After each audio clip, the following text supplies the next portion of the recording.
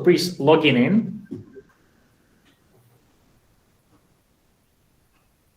to your LMS account. We can do it together. So Fly FA, here FA Learning, press it and log in, or via LMS directly and open the e-learning for the EASA, because today's lesson is only for EASA, but it's additional for the FAA student as well. So you can be here and listen about what we will talk about. And please, if you are logging in, you will see this button log out on your right upper corner, and open the portals.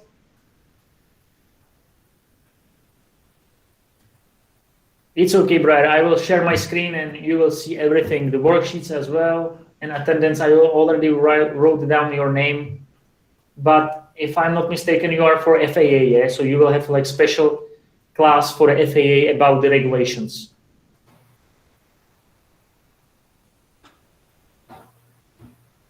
Yeah, so open the training syllabus or dispatches and try to open the worksheet, and just let me know if the worksheets if the worksheet for the lesson is working. Then I will send you it. Yeah. Okay, so then at the end of the lesson, I will send you the link for the homework sheet, but you have the link for the homework sheet as well in the LMS. So the worksheet for this lesson will looks like this. So you will see, I would say, exactly it's 10 tasks. Yeah. Thank you, Steve Brown. Thank you, Steve, for your response. Yeah. So everything working? Thank you, Nikita. Great. Good to hear that everything is working.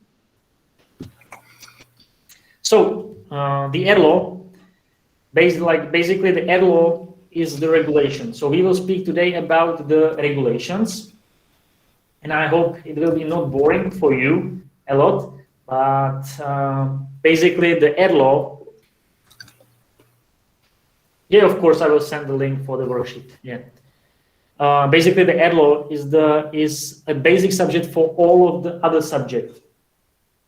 Yeah, so it will be maybe boring for you, but I hope in the future it will be useful as well, because I will show you where to find some documents, where to find the regulations, where to find, for example, the VFR rules, where to find some rules of the air, things about the aerodromes, about your future license, about your medical certificates or language proficiency license.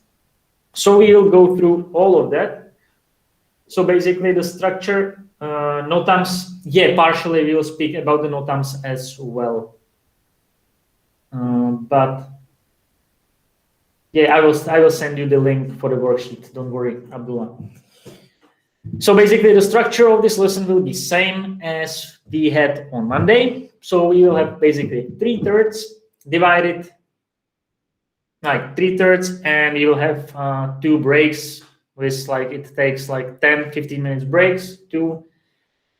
And at the end, it will be time for your questions. Of course, if you will have something during the lesson, do not hesitate to ask me anytime, and I will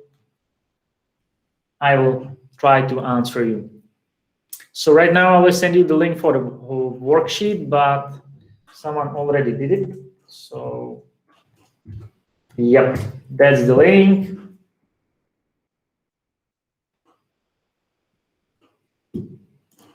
And if you don't have anything like in the beginning of this lesson, I think we can start. Do you have anything, guys? No? Okay, that's great.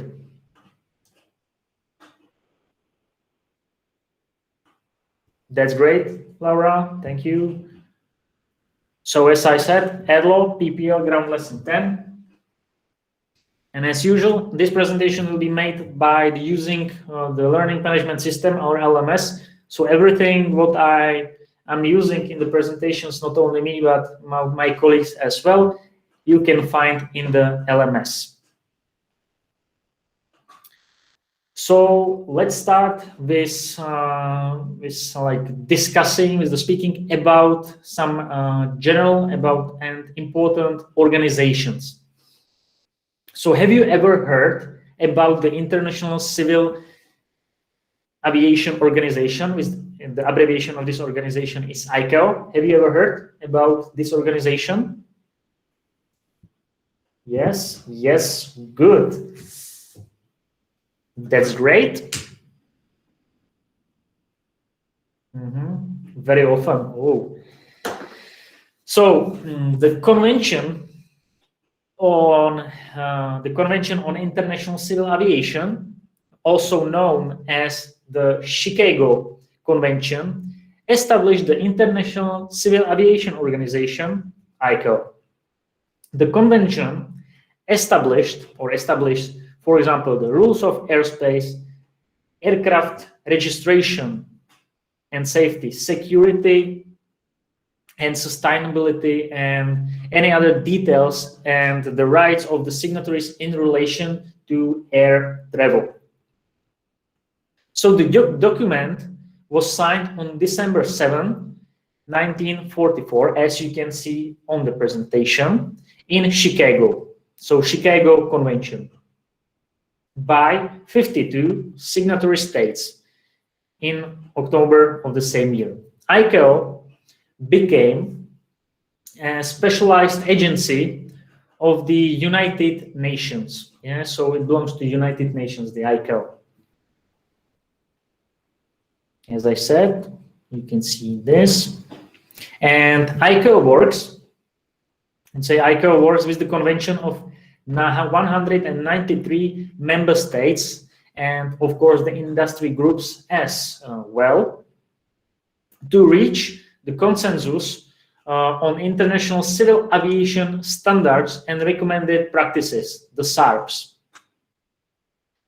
and policies in support of safe, efficient, secure, and economically sustainable and environmentally, I would say, responsible civil aviation sector or industry. Yeah. So these SARPs, the standards and recommended practices and policies, are used by ICAO member states to ensure that their local civil aviation operations and regulations conform to the global norms. So which in turn permits more than 100,000 daily flights in aviation's global network to operate safely and reliably in every region of the world. In addition to its core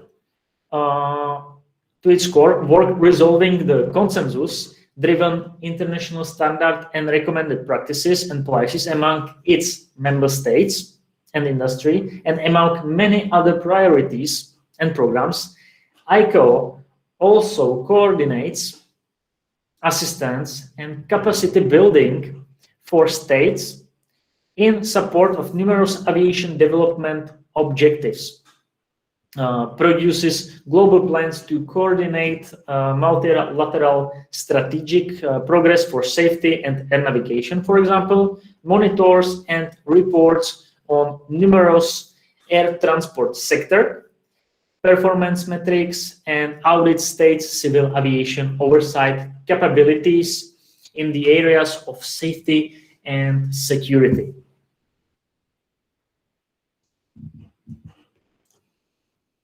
So maybe, as I said, the aims and objectives of the organizations are to develop the principles and techniques of international air navigation and to foster the planning and the development of international air transport so as to, point A, ensure the safe and orderly growth of international civil aviation throughout the world. Point B, encourage the arts of aircraft design, for example, an operation for peaceful purposes. Point C, encourage the development of airways, airports, and air navigation facilities for international civil aviation, meet the needs, for example, of the peoples of the world, for safe, regular, and efficient and economical air transport. And basically the strategic objectives in its ongoing mission to support and enable a global air transport network that meets or surpasses the social and economic development and broader connectivity needs of global business and passengers, and acknowledging the clear need to anticipate and manage the projected doubling of global air transport capacity by 2030 without unnecessary adverse impacts on system safety, efficiency, and convenience or environmental performance. So ICAO has established 5 comprehensive strategic objectives. So first one is the safety. So enhance global civil aviation safety. Then we have air navigation capacity and efficiency. So increase the capacity and improve the efficiency of the global civil aviation system, and although functionally and organizationally interdependent with the safety. Third is of course, the security and the facilitation. So enhance global civil aviation security and facilitation. This strategic objective reflects the need for ICAO's leadership in aviation security, facilitation, and related border security matters. Then fourth strategic objective is to economic development of air transport. So foster the development of a sound and economically viable civil aviation system. And the last one is the environmental protection. So minimize the adverse environmental effects of civil aviation activities. So from the strategic objectives, let's move for the structure of ICAO. Are you familiar with the structure of ICAO? Do you have any of them?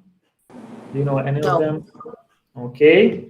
So the Assembly. Assembly is the main organ composed of representatives of all states.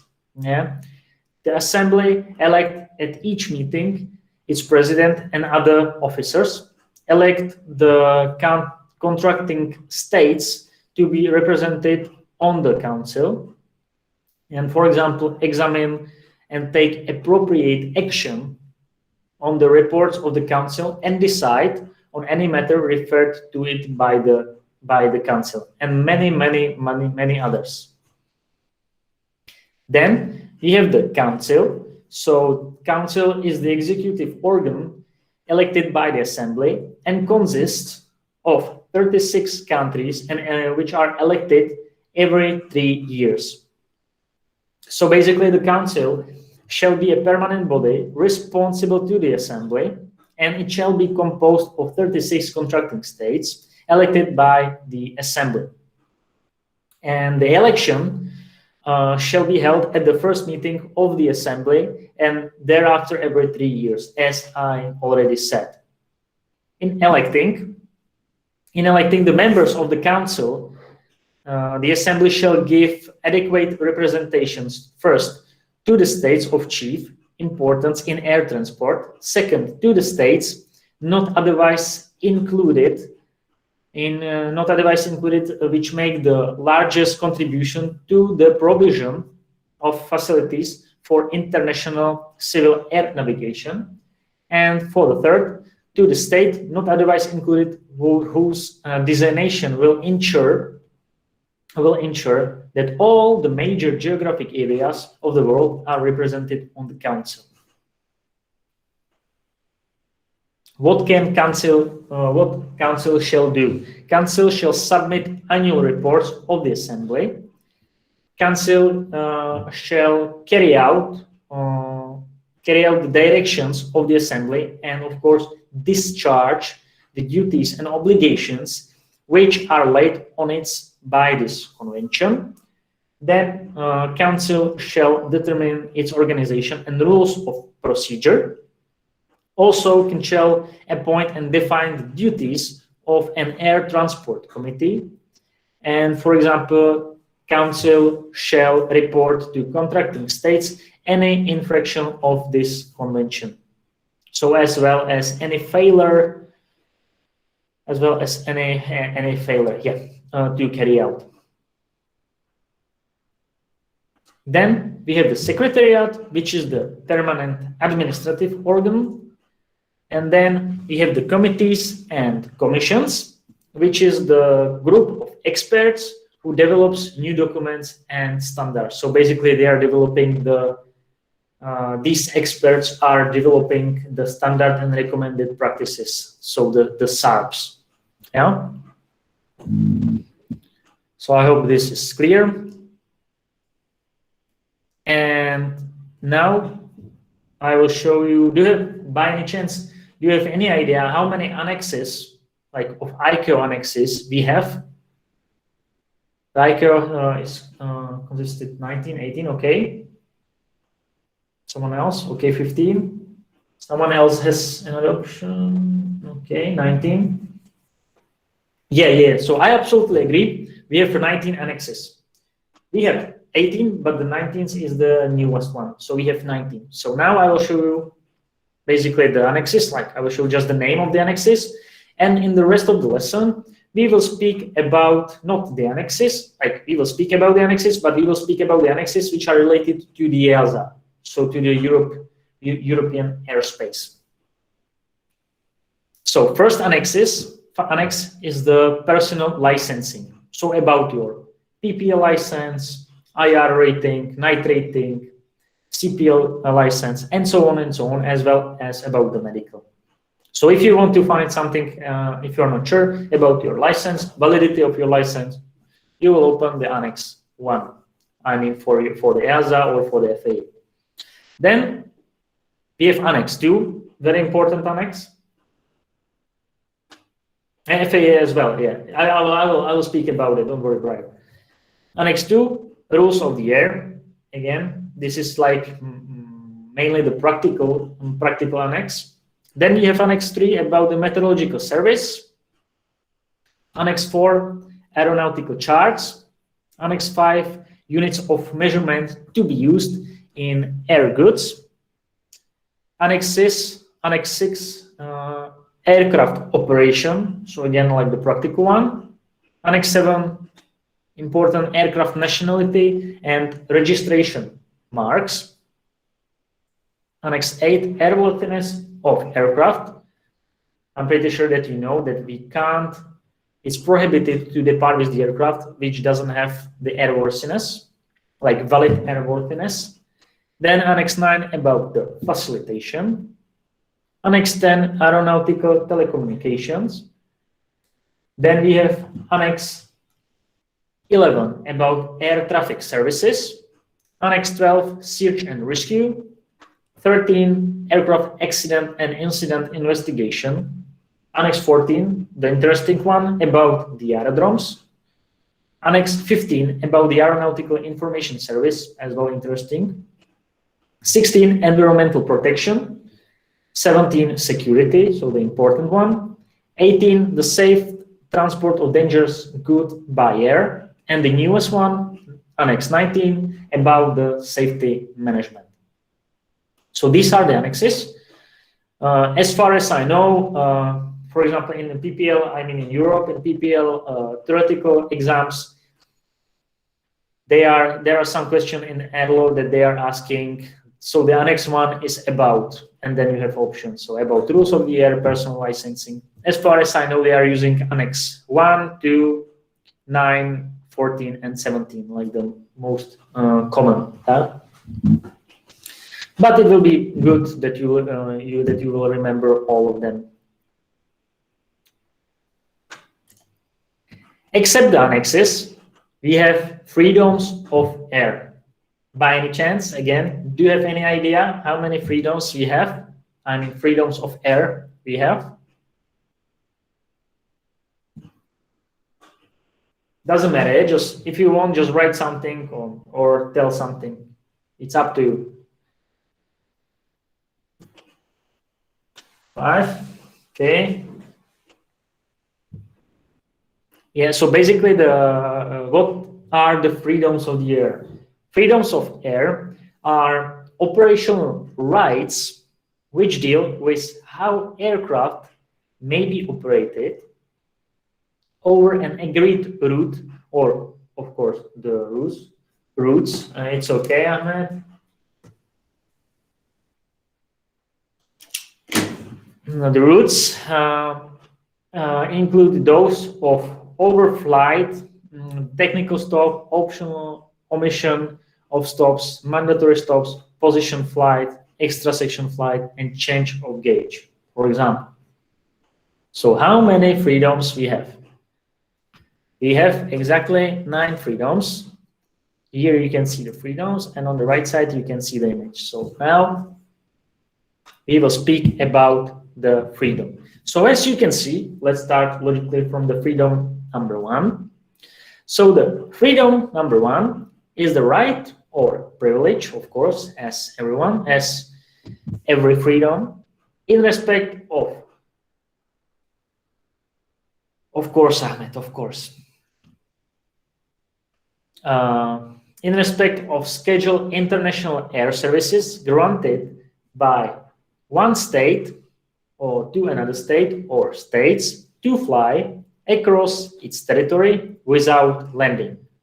As you can see on the picture on the right side, on the right side of the slide. So over the territory without the landing. That's the freedom number 1. The right to fly over a foreign country without landing. Then we have freedom number 2, or second freedom. So again, the right or privilege in respect of scheduled international air services granted by one state to another state to land in its territory for non-traffic purposes, or the right to refuel or carry out the maintenance in a foreign country without embarking or disembarking the passengers or cargo. That's freedom number 2. Then we have the freedom number 3. So the right to fly from one's own country to another one.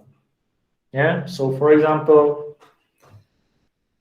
Lufthansa from München to Spain. Yeah. So Lufthansa,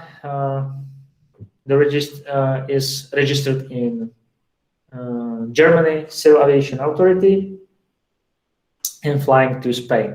So from one country to another. Then we have the freedom number 4. So which means the right to fly from another country to one's own country. So basically, if we will use the example of Lufthansa from München to, for example, to Madrid. So freedom number 4 is the flight back to your own country. So Lufthansa from Madrid back to Munich. Yeah. Then we have the freedom number 5, which is the right to fly between 2 foreign countries on a flight originating on or ending in one's own country. Yeah, so for example,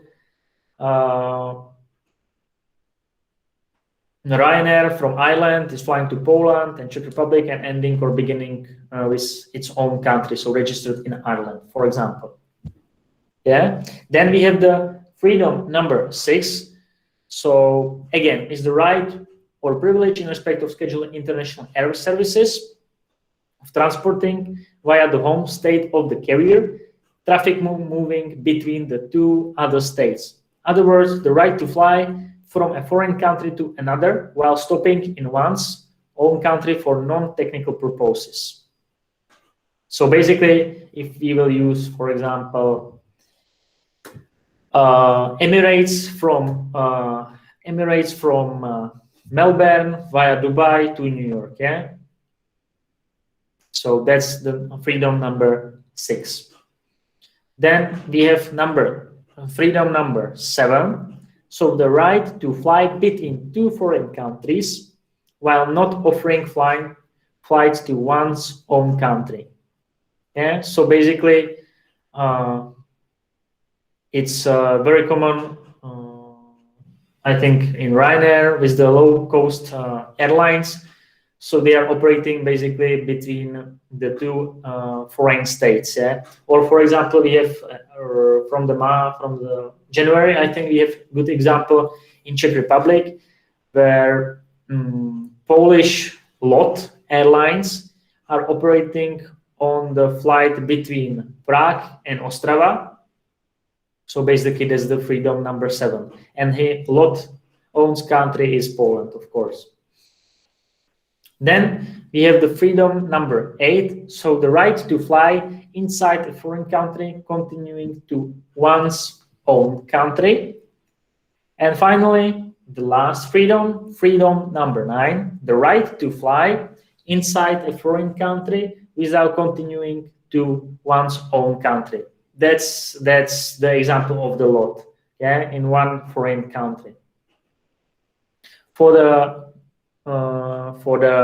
freedom number 7, it will be better to use the example, for example, the Air France flying between the Germany and Poland, and not flying to its own country, which is the France.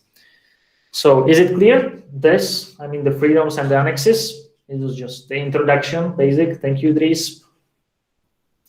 So if you wrote it down, everything, we can continue and we can proceed to another topic,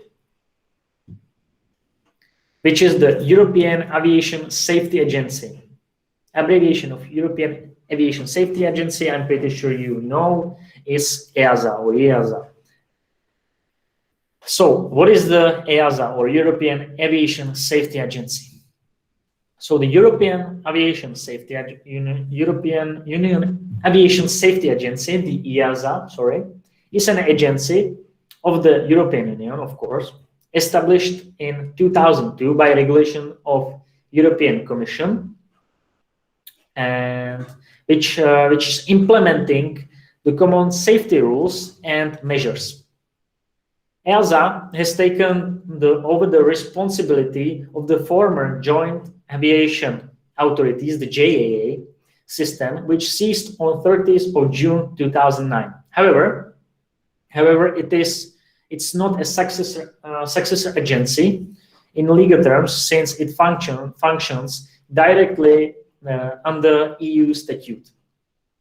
So basically, the main difference between the EASA and the JAA is that EASA is a regulatory authority which uses the NAA, or NAA is National Aviation Authorities, to implement its regulations, whereas the JAA relied upon the participating NAAs, so National Aviation Authorities, to apply its harmonized codes without having any force of law at source. So EASA states that their mission is to promote, of course, the highest common standards of safety and environmental protection in civil aviation. That makes sense. So the agency's responsibilities are being acquired progressively. In 2008, through the implementation of new EASA regulation, EASA's role was extended beyond its previous scope to cover flight operations and flight crew licensing. So EASA became, on 28th of September 2003, as an independent body of the European community with its long legal personality. In 2004, agency set up its permanent headquarters in Cologne in Germany, and it may, with the consent of the member state concerned, establish local offices in any member states of the EASA. So EASA has also 4 international permanent representations. First one is in Canada, in Montreal. Second one is in the US, in Washington. Third one is in China, in Beijing. And the last one is in Singapore.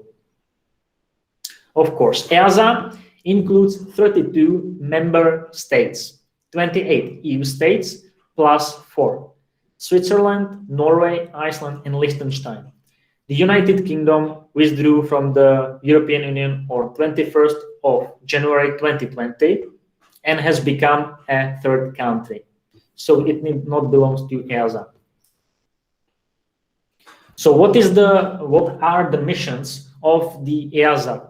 EASA, as I said, and it makes sense, of course, ensure the highest level of safety protection for EU citizens, ensure the highest common level of environmental protection, and single the regulatory and certification process among the member states, facilitate the internal aviation single market, and create a level playing field, and of course work with other international aviation organizations and regulators as well. So, for example, with the national aviation authorities, with the ICAO, and so on and so on, or for example with IATA and other organizations.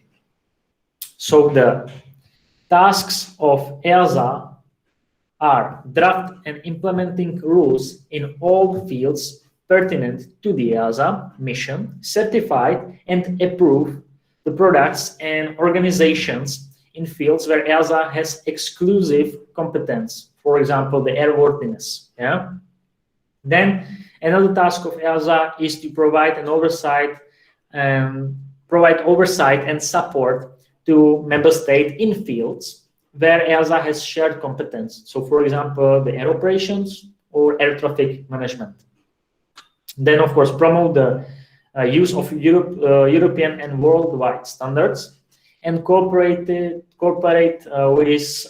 the international actors in order to achieve the highest safety level for EU citizens globally. So, for example, the EU safety list of the airlines. Yeah. And the agency, of course, may adopt various types of acts, such as take the binding individual decisions by granting the aircraft type certificates and by conducting the inspections and investigations, for example. So right now, I'm kindly asking you to open your worksheets. So I hope you are logging in your LMS account, and I will open for you the task number 1. So just confirm it that you can see this. You can see this task.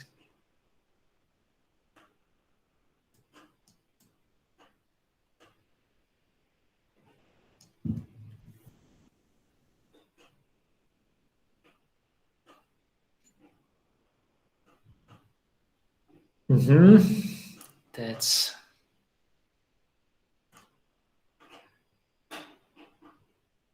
so no one can't see. No one sees anything. Yeah, no one.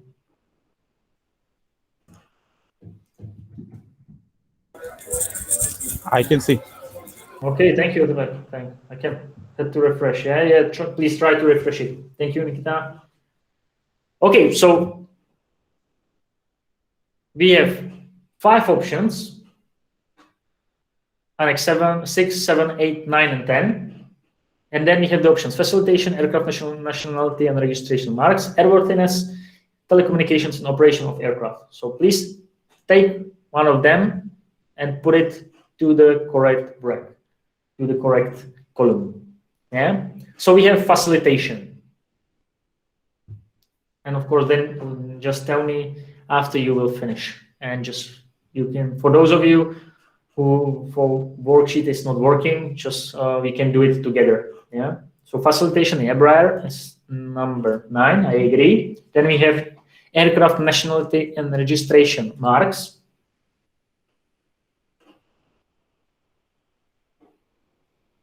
So we have 4 options. Okay, 7. Let's try it. Good.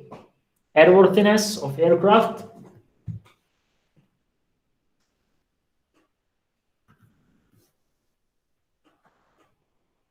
The options left: 6, 8, and number 9. Operation of aircraft is 6. Operation of aircraft is 6. Okay. Airworthiness, I would say 8. So aeronautical telecommunications, only 1 annex, so 10. Now let's check it, and it's correct. So good job, guys. And let's proceed to the task number 2, to the second one, which is basically the same, but we have Annex 16, 17, 18, and 19. We have options: security, safety management, danger goods, and environmental protection. So let's start from the very beginning, answer it in your worksheets, and then just let me know after you will finish it and we can do it together. So Annex 16, Annex 17, Annex 18, and 19. Annex 17, security, okay. Okay, we will see if it's the correct answer. 16 is environment protection. Let's try it. We'll see. Safety management 19 and safe danger goods will be 18. So let's try, let's check it. And that's correct. So I hope you answered in worksheet in that way. So from that, let's go back to our presentation. Yeah, so we spoke about this. The EASA logo looks like this, and from the ICAO and EASA, let's proceed to other international organizations, such as what? Do you have any idea? Do you have any idea about other international organizations? FAA, yeah. CA, yeah, of course. FAA is the regulation of USA. Yeah, CA, they are civil aviation authorities. DGCA belongs for India. Yeah, exactly. I meant like something like IATA. Yeah, but all of you are right. Yeah, we have organizations such as the FAA, DGCA, and as you wrote it down. But I want to speak about the International Air Transport Association, IATA. I'm pretty sure that you are familiar with this organization, which is the Association of the World's Airlines, founded in 1945, consisting of 290 airlines representing 117 countries. So the IATA's member airlines account for carrying approximately almost 85% of total available seat miles air traffic. Yeah. What IATA do, or what IATA does? IATA supports airline activity and helps formulate the industry policy and standards. Then the objective of IATA is to care about all commercial aviation, like passengers, baggage, mail, and cargo. And IATA cares about the the tariffs, prices, and the claims.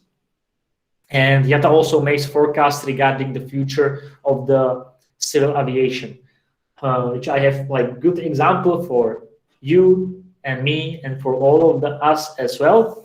For example, that IATA issued a new estimate that the industry may need 17,000 new pilots annually due to expected industry growth and retirements. Yeah, so that I think, from my point of view, I don't know how about your point of view, but from my point of view, it's good example and good news. Yeah, and basically, then what I want to say that the main difference between the ICAO and IATA is that ICAO cares about the international safety, yeah, standard and procedures. IATA cares about the commercial part of the industry.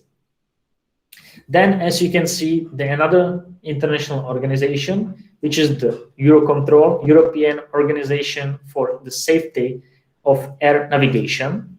So Eurocontrol committed to building together with its partners a single European sky that will deliver the air traffic management (ATM) performance required for this century, so for the 21st century and beyond.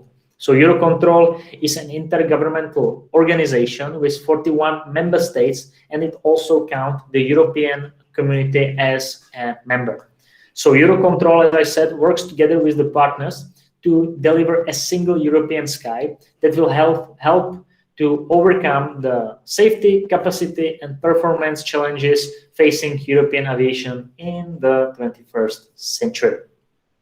So basically, the network manager has extended the role of the former central flow management unit and now proactively manage the entire European ATM network.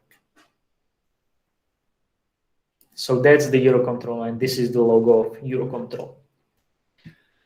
So I briefly introduced you about the organizations, and in this slide I will show you the structure of organizations. Yeah. So on the top we have like the pyramid. So on the top we have the ICAO, so International Civil Aviation Organizations. Sorry. Below that we have the organizations like for the continents. Yeah, if we will say like that. So Europe for the EASA for the Europe, as you correctly wrote down, FAA for the US, and for example the CASA, or as Prashant wrote down, the DGCA for India. Below the EASA, we have the national aviation authorities. Yeah, so Czech CAA, Czech Civil Aviation Authority, and Deutschland Civil Aviation Authority, so German Aviation Authority. So, for example, the Flying Academy is registered in Czech Republic, so it belongs to Czech Civil Aviation authorities. Smartwings or Czech Airlines as well, registered in Czech Republic, so they are following the rules made by Czech Civil Aviation authorities. Then, for example, Lufthansa is registered in Germany, so Lufthansa is following the regulations from Germany Civil Aviation Authority. But all the regulations depend. Doesn't matter if Czech or Deutsch or German. They are follow the regulations from EASA. So basically, they are same. Only small details are different. Yeah, and the EASA, FAA, and CASA, they are following, and DGCA, for example, they are following the regulations from ICAO. Yeah, so ICAO is on the top. So basically, that's the reason why we have almost the same rules. The difference is just that we have only the small difference between all of them. Yeah, we have some difference, but they are following ICAO, EASA, Czech CAA, Flying Academy, or ICAO, FAA, American Airlines, or some school in the US. Yeah, DGCA, ICAO, DGCA, Air India, and so on and so on. So is that clear? Great. So after this structure, we will focus on annexes, on individual annexes. Of course, we will use the regulations from the EASA because it's always the EASA lesson. So we will speak about the EASA regulations, about not every annex, not each annex, but only some of them. So we will speak about the personal licensing, we will speak about the rules of the air, and I will show you where to find the important and mandatory informations if you don't know where to find it. Yeah, so right now, let's take 12 minutes break until the 6 o'clock local or 5 p.m. UTC. And then we will continue with our lesson about the airline.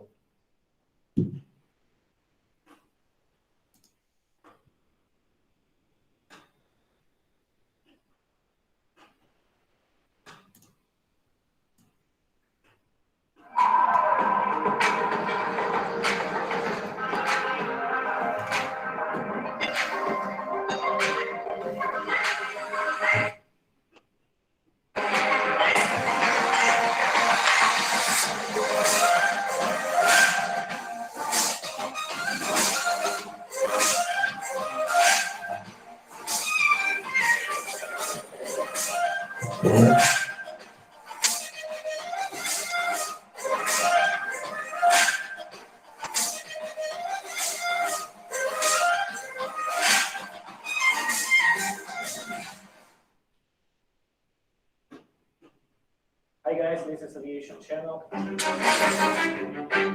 I would like to make a series of video about the construction of the aircraft aerodynamics, and we will describe which kind of magic we use for the liftoff of the aircraft. And today we are going to speak about the wings and the lift process of producing the lift. It will be a venturi tube and venturi tube effect. It's just some tube or pipe which has a different diameters and a different section of this pipe. At the beginning and at the end we have a big diameter, and at the center it will become a much thinner diameter. Through this tube we have an air stream. Air is moving through this pipe.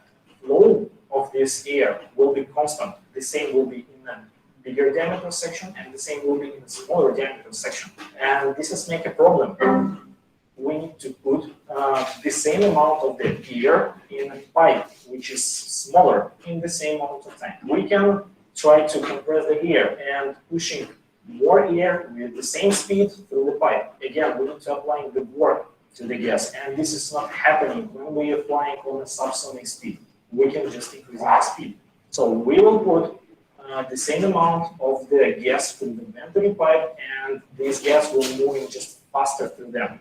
We can imagine that this is just a part our wing, so we can just like delete the upper part of the venturi tube, and we will have exactly shape of our airfoil. So the air which going above of our profile will move faster than below, because it's need traveling through the much longer distance. In case if it's moving faster, so the static pressure will be lower. If static pressure lower, so we have a difference in pressure. Pressure below the wing will be higher than pressure above the wing. Our wing will try to lift up. So this is the way how we actually producing this kind of magic over the wing surface. So for today, this lesson was prepared with the e-learning system from Flying Academy. So you can take the 3-hour version on our website, all of the links in the descriptions. Thank you for watching. I hope you enjoy. If you have any questions or comments, feel free to leave down below.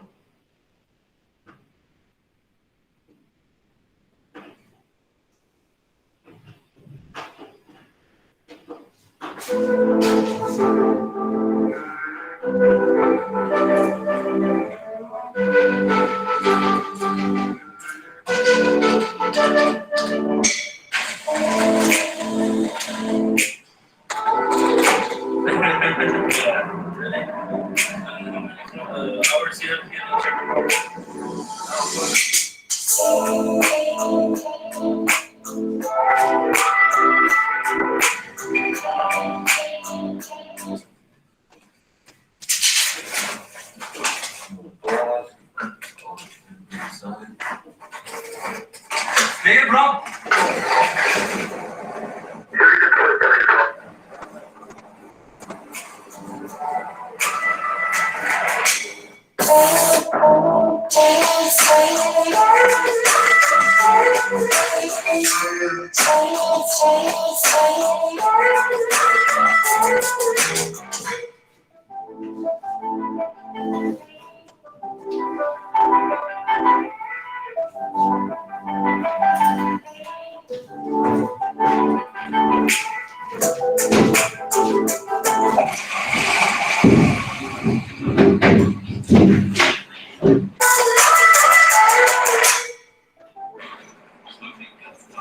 Welcome to Dresden Airport, Mr. Rutt. That's nice. How was the landing? It was good, it was good. How do you feel about it? Awesome. It was the first time I come to this airport. It's your first time here. Yeah, it's a nice experience.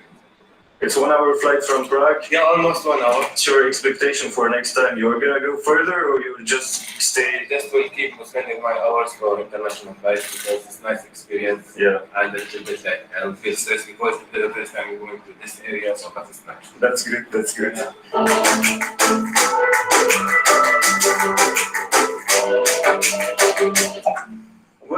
What's next now? After the landing, we need to know where are we going to eat. I'll try to figure out using Google Maps.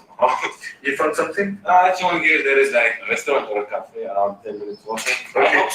10 minutes walking? Yeah. Okay, so heading to a restaurant. So it's closed. After 10 minutes of walk. We have to walk another 10 minutes. There is another one. I apologize. This place, TripAdvisor advised, but it's closed now. Now we need to climb all of this. How many minutes left? 6 minutes. But at the climbing things, it become 10 minutes. they are not closed. If they are closed, I will eat you. Put some butter on you. I will do barbecue. So guys, literally in the middle of nowhere for food. Check out that windsock there. Finally, man, we are on the kebab donor stuff, and apparently they don't accept the card, so we have to walk like 500 meters more and really smash it. How is the pizza? Don't sit now, we have a flight. Made it to the airport again. Can you show me what are you doing now? The flight plan. Yeah, we can sit it now if you want, but it's, I didn't still decide what Okay, what's the name of the app? It's okay, you can use the flight plan, set up and You can download the app called Rocket Route, and you can do basically your flight plan on application. you can purchase the program, the application by online, you can just for you. Oh, you have to pay for it. Yeah. So you have to. So Yeah, but you can register for 1 month for free. Yeah, you can register for 1 month for free. Departing from the Dresden, going back to the That was a nice pizza, by the way. So here like 67 nautical miles, which is direct route, but I need to add some points, like exit points from the TMA of city out of the Dresden. Direct route, but I have to choose some exit points, like from the city area, like from another point to some your station from your Basically, choosing the points in Germany and then 1 point in Czech Republic, right? Yeah. Or you can put it direct. Yeah. Very good. But you have to choose at least the point that you will use it to cross the border. Yeah, the point that we will use it to cross the border between Germany and Czech Republic. When we were coming, we chose like only as a cross. Okay. But in this reference point, like if you are flying from Czech, the Brian will tell you change from this point because you are leaving the border. Okay. But then for German and Slovakia, it's like Mandatory to choose a point from where we are going out from the country to cross the border. By the way, really, really nice airport. Yeah, it's nice place. Nearby the airport, you might have a nice activity or some days it's very nice. If you don't get lost like we did, Yeah. you just go straight from the airport. Like there is only one way you can go straight, and you will find like amazing food. By the way, they accept you from Vietnam and here without they don't use them. So next time Yeah, I I thought- try to bring some euros with the cash. They don't accept card, and they accepted the crowns actually. I don't know if it's weird or nice from them. We are ready to go. That was a nice experience.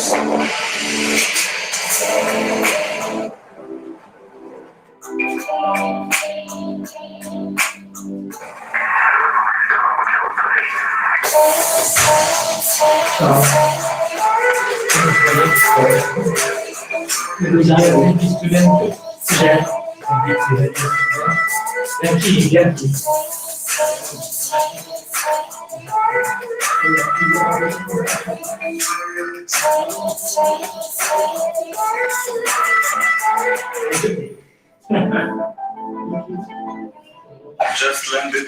Guys, here we are. We are in Lithuania. Just landed. It was the first vlog from a student in Flying Academy. And if you like the video, give it a thumbs up. If you have any questions, just comment down below. And we'll see you in the next video. Ciao.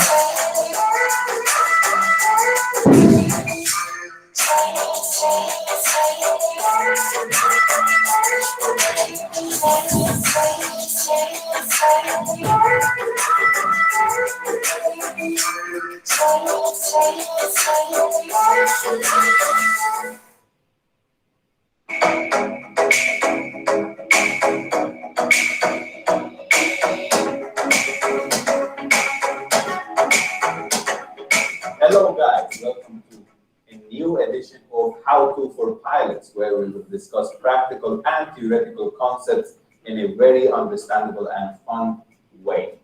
For today's presentation, we're going to be using the material made available to us from Flying Academy's e-learning, otherwise known as the LMS, where you can find a bunch of helpful videos, articles, books, and so on. Now, today, as pilots, we are always interacting with machine, software, humans, in the cockpit and around the aircraft and the industry itself. Scientists or psychologists more specifically have come up with an idea, an acronym called SHELL. This conceptual acronym, SHELL, means software, hardware, environment, liveware, and liveware. The software is the program, hardware is the equipment itself, environment is the pressures, weather, temperature, and so on, and the liveware is the human being. And everything is around this liveware. The human being is always in the center. There are always personal attitudes and personalities that might interfere in proper communication or proper decision making. To make the most appropriate decisions at stressful times, we have to become aware of 5 hazardous attitudes in pilots. Now, these attitudes are anti-authority, impulsivity, invulnerability, macho, and resignation. Let's go through each one of them one by one.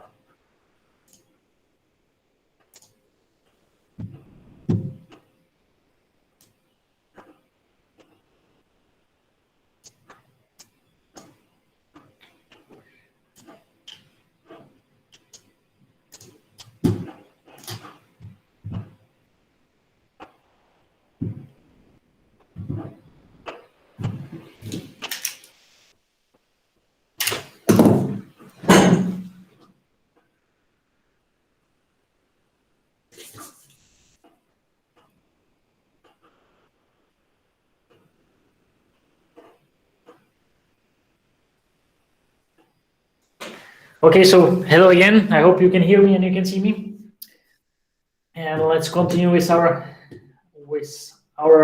today's lesson about the air law. So we spoke before the break. We spoke about the organization. So ICAO, EASA, annexes freedoms of the air.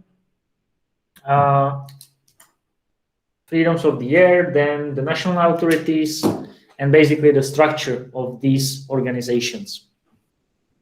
So right now, we will speak about the annexes, not one by one, but the most important annexes which I choose and which you can meet most probably in your theoretical exams. I'm not the annexes, by the information from that annexes.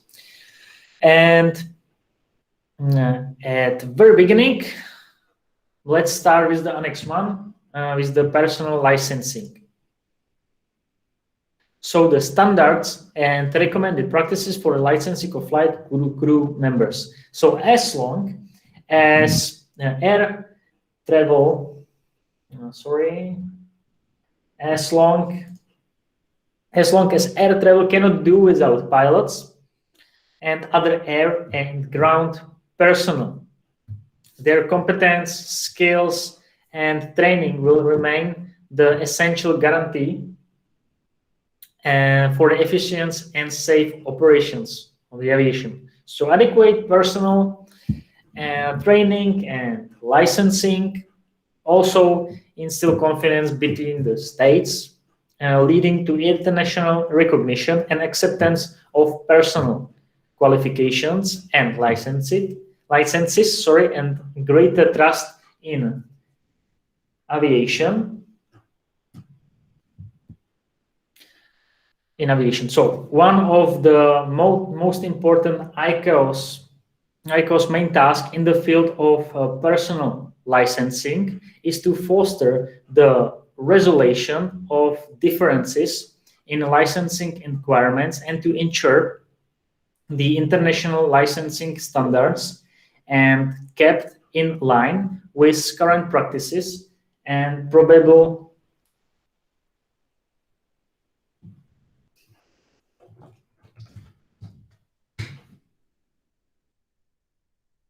and probable future developments. So this is ever more crucial as congestion, highly complicated thermal area patterns, and more sophisticated equipment. So to accomplish this task, Annex 1 is regularly amended to reflect the rapidly changing environment. So as you can see on the slide, provided by Annex 1 to the Convention on International Civil Aviation, And as I already said, so the ICAO's main task to foster the resolution of differences in licensing requirements and to ensure that international licensing standards. And we will start with the Part FCL. So right now, I will show you where you can find the Part FCL in our LMS. Sorry, Thomas, could you just go back to the previous slide for a second? Yeah, of course, of course. Yeah, just let me know and I can continue. Thank you. You're welcome.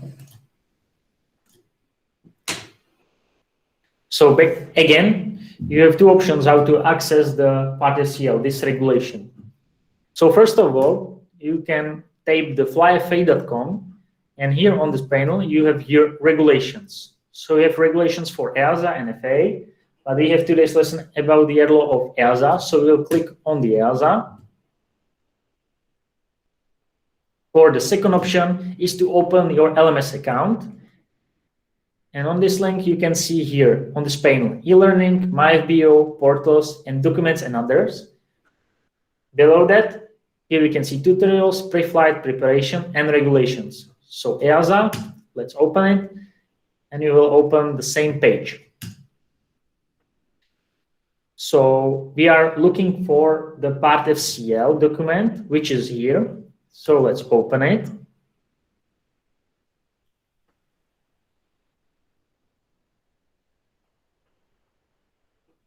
And you can see here, flight crew licensing, Part FCL.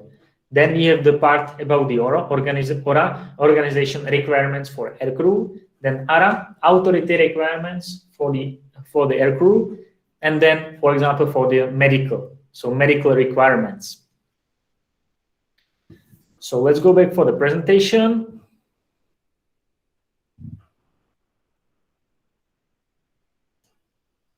So Part FCL establishes the common rules of the air and operational provisions. This regulation shall also apply into the competent authorities of the member states. So basically, the objective of this regulation, as I said, is to establish the common rules. Establishes also the requirements for the issue of pilot licenses and associated ratings and certificates and the conditions of their validity and use. So as I said, for example, the private pilot license, so the PPL, then for example, the instrument rating or commercial pilot license, language proficiency, medical certificates, and so on and so on. Yeah. Of course, this document contains the information about the theoretical knowledge examinations as well. Yeah. So, for example, responsibility of the applicants of theoretical knowledge examinations are that applicants shall take the entire set of the theoretical knowledge examinations for a specific license or rating, depends, of course, under the responsibility of the same member state's competent authority. Applicants shall only take the theoretical knowledge examination when recommended by the declared training organization, DTO, or approved training organizations, ATO, responsible for their training. Once they have completed the appropriate elements of the training course of the theoretical knowledge instruction to a satisfactory standard. So the recommendation by the DTO or ATO, approved training organization, shall be valid for 12 months. If the applicant has failed to attempt at least one theoretical knowledge examination paper within this period of validity, the need for further training shall be determined by the DTO or the ATO based on the needs of the applicant. Then pass standards, as you can see, at least 75%. So a pass in a theoretical knowledge examination paper will be awarded to an applicant achieving at least 75%. Yes, Farooq? Sorry, I have some documents.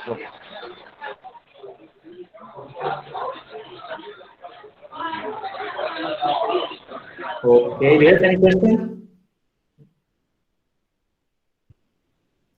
Okay, great.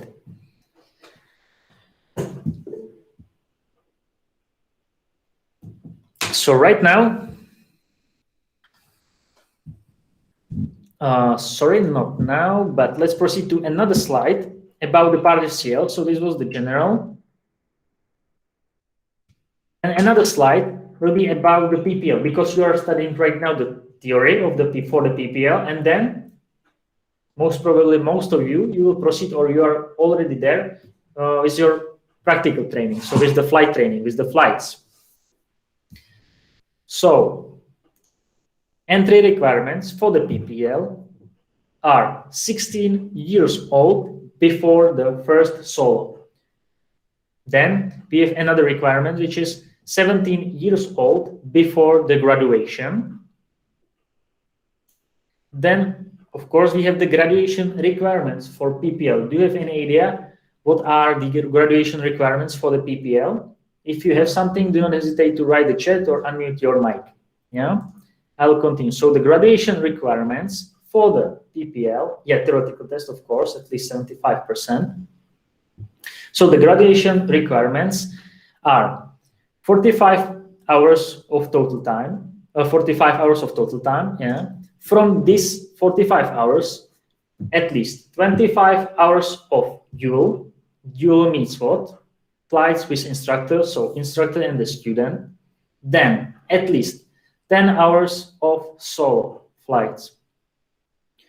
10 hours of solo includes 5 hours at least of solo cross-country, including one long navigation solo, which is, as you can see on the slide, is 150 nautical miles long, at least. Another condition for this solo long navigation flight, solo cross-country navigation flight, is that you have to make 2 full stop landing at the different airports than the departure one.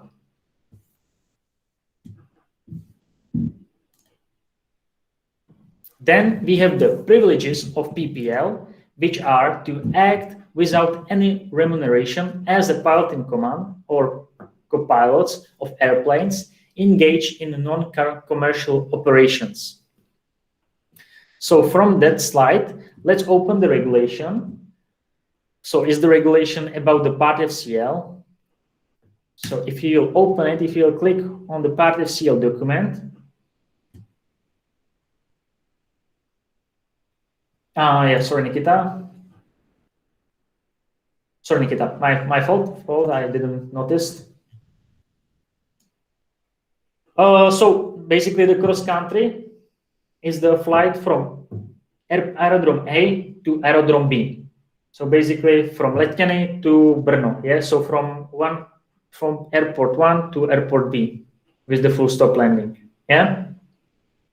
With some distance. And of course, the definition of the long nav, the solo cross-country long navigation, is at least 150 nautical miles, as you could see, and then 2 landings, 2 full stop landings at 2 different aerodromes than the departure one. So, just to confirm, these are the recommendations and standards for the International Civil Aviation Organization, for the ICAO? This is already for the EASA. This is already for the EASA. Okay, but looking over Annex 1 personnel licensing, yeah, this is that's from ICAO, correct? Yeah, that's correct. That's correct. And this is how the EASA has, or this is their personnel requirements underneath the ICAO? Yes, you're right. You're right. Okay. But I'm speaking about the EASA, but you are right what you said. Thank you for this participation. And then, so here you can see the document of Part FCL. And I forgot to mention that another option how to access this regulation, if the LMS, for example, is not working, you can basically easily click find the EASA official website, and here you have the regulations, and these are all the regulations. So basically you can find here, and they are free access. Yeah, so that's great. So let's find the regulations for the PPL. So let's scroll down for the content.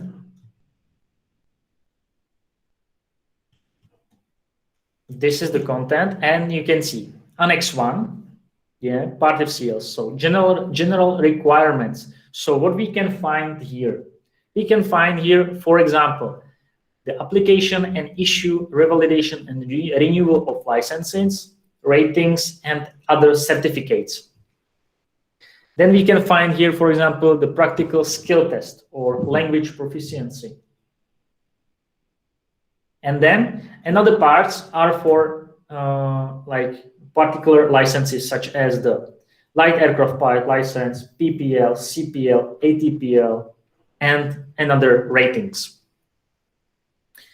So let's scroll down for the PPL, private pilot license, which is subpart C, Charlie. If you will click on it,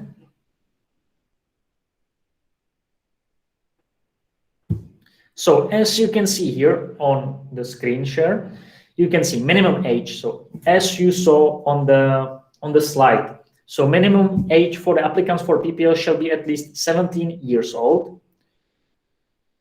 Then training course applicants for PPL shall complete a training course at an ATO or DTO. And here you have the flight instruction for the PPL. So basically here you can read what you can expect in your training. Yeah. Of course, it's not the same as we have here in Flying Academy, but we are following this regulation. So we are creating our syllabus, PPL syllabus, according to this regulation of EASA. And of course, then regulations by the Czech CAA, if you are studying in Europe and in Czech Republic. If we have some difference, so it's adjusted, I would say.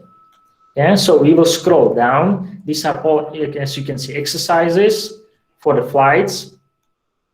Scrolling down, you can see, for example, here exercise 18 Charlie, radio navigation. So use of GNSS, use of VHF omni-range, use of ADF equipment such as the NDB. This is PPL in the brackets H, mean that it's for the helicopter. If the in the brackets is A, that means it's for the airplanes, the aircraft. So we are not interested in helicopters, so we will scroll down.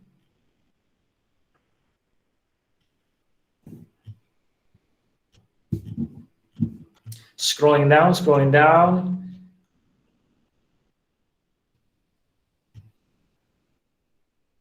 Yeah, it's a lot. So, and the theoretical knowledge examination. So here you can see basically the subjects.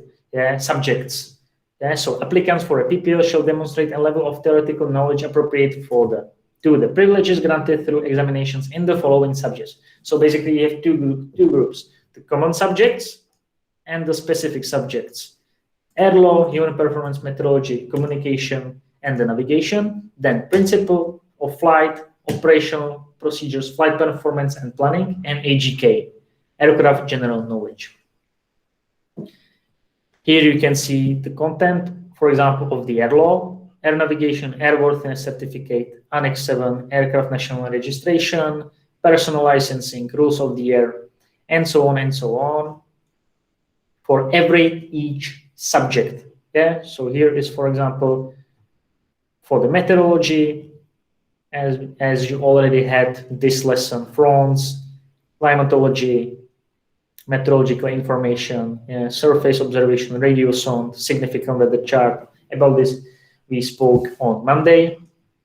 So we will scroll down for the privileges of the PPL. So scrolling down.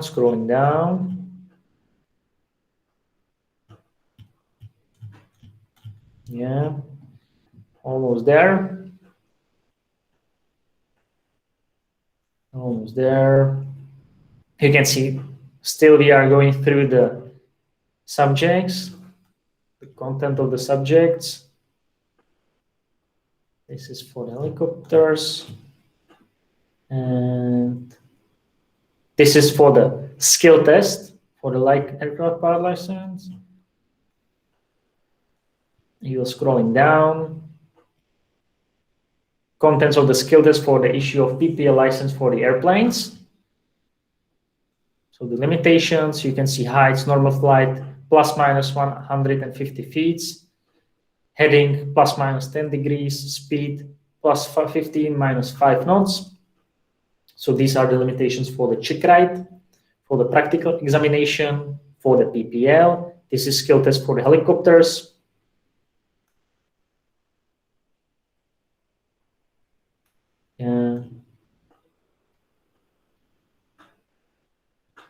And here are the privileges. Yeah, so as you saw on the slide in our presentation, the privileges of the holders of a PPL are to act without remuneration as a pilot in command or co-pilots of airplanes or TMGs, motor gliders, engage in non-commercial operations, and to exercise all the privileges of holders of light aircraft pilot license. Notwithstanding the paragraph above, so this paragraph A of PPL, this instructor or examiner privileges may receive, of course, the remuneration for what? For the provision of flight instructions for the light aircraft pilot license or the private pilot license, the conduct of a skill test and proficiency checks for these licenses, and of course, the training, testing, and checking for the ratings or certificates attached to this license. So if you will scroll back to the content, I will show you once again what you can find in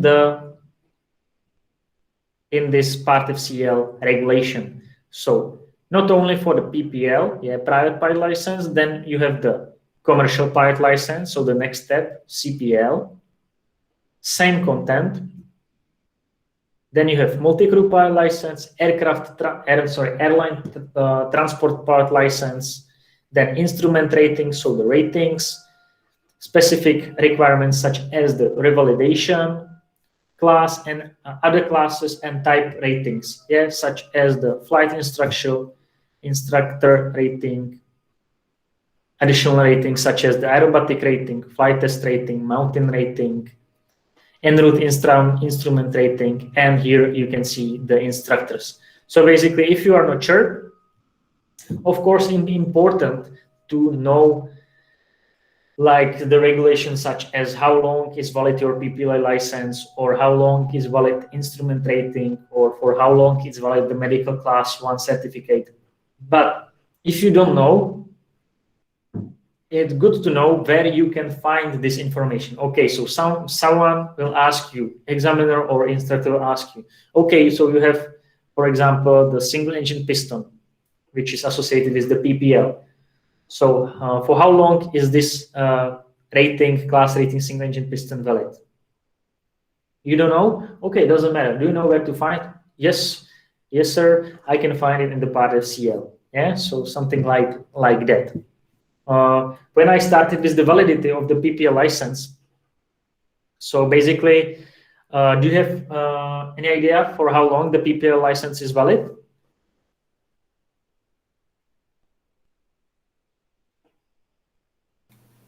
No limit.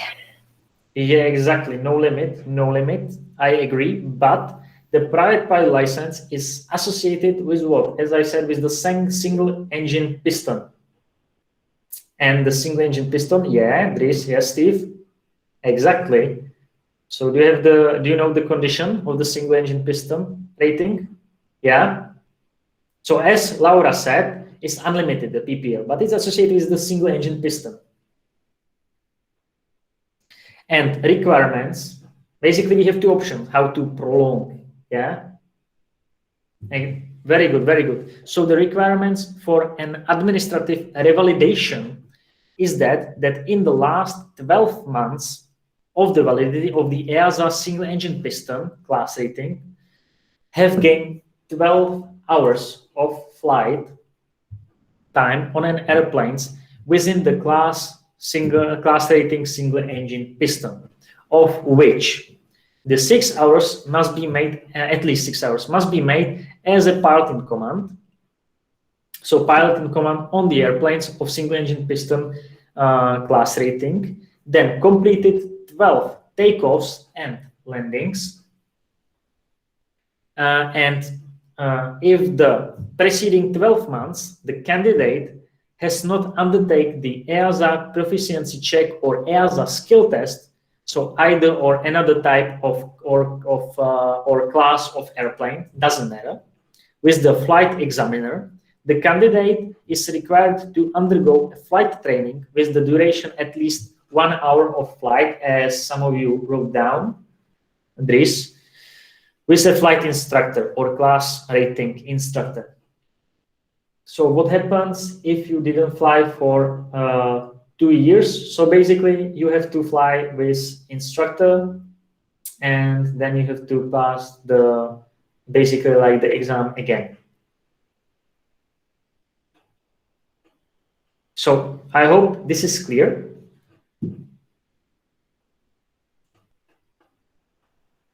So let's back to our presentation.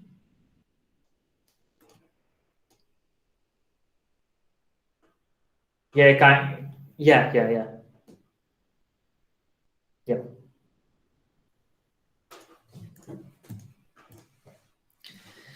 So from the licenses, let's proceed to the part MET. And part MET, obviously, it's about the medical certificates. And if you will open the PPL, you can see here that easy access rules for the medical requirements. So let's open it.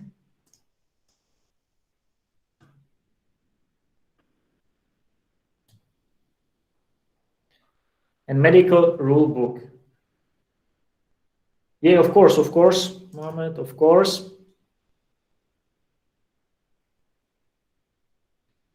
This one, yeah?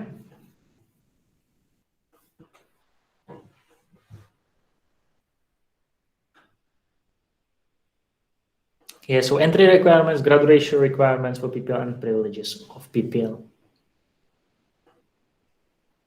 You're welcome. So to start with the part MET, an applicant for the license in accordance with Annex 1, Part FCL, shall hold a medical certificate issued in accordance with this Annex Part MET and appropriate to the license privileges applied for.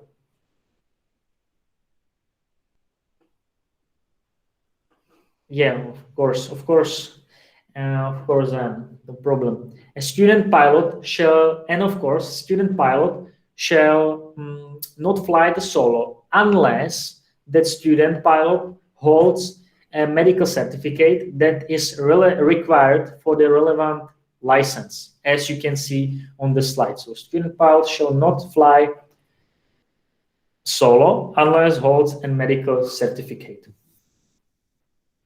So do you know how many like groups of medical certificates we have? By any chance? 3. Great. Yeah. So we have class 1 medical, we have class 2 medical, and then we have light aircraft pilot license medical. Yeah, so about the validity. About the validity. So for the validity, I should open the white blank paper. And about the validity, so we have class 1,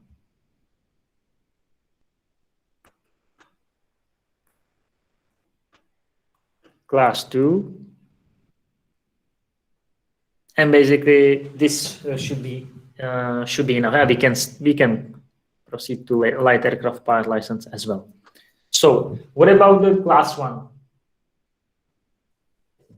What do you think? 18 months, 18 months, 15 months?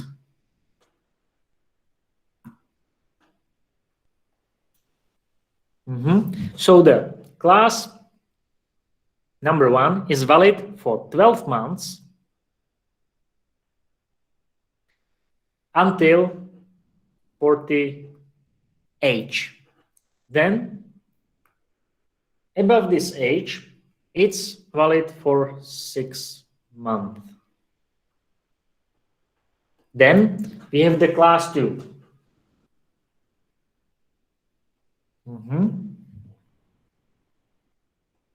So class 2 is valid for 60 months. And as this writing down also depends on the age, of course. 60 months until 40 age. Then 24 months for age. To be honest, Brian, I don't know. Like I don't want to lie, but I'm not familiar with the FAA licenses medical. Okay. Do you know if we're going to be covering those requirements since I'm going for the FAA license, or no? You will have the airlaw lesson for the FAA, like the additional one. This airlaw for EASA is additional for FAA students. Don't worry, you will have another additional lesson for the regulations for the FAA. Don't worry. Okay. Yeah.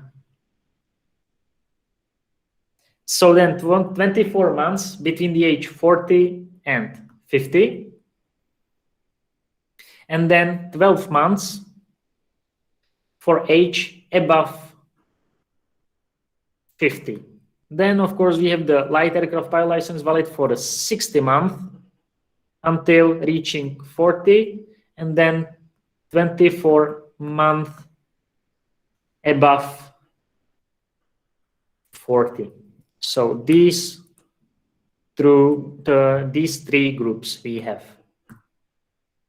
So basically, if you have class 1, usually I have class 1, so I'm revalidating my class 1 every year. Yeah. So if you are thinking to proceed to like further with the training, like with the CPL, I recommend you, just my recommendation is better to do the class 1 medical certificate in the beginning. So what is important as well, that the revalidation of the medical certificate may be undertaken 45 days prior to expiration date. No, it's not that hard. Don't be afraid. Yeah, don't be afraid.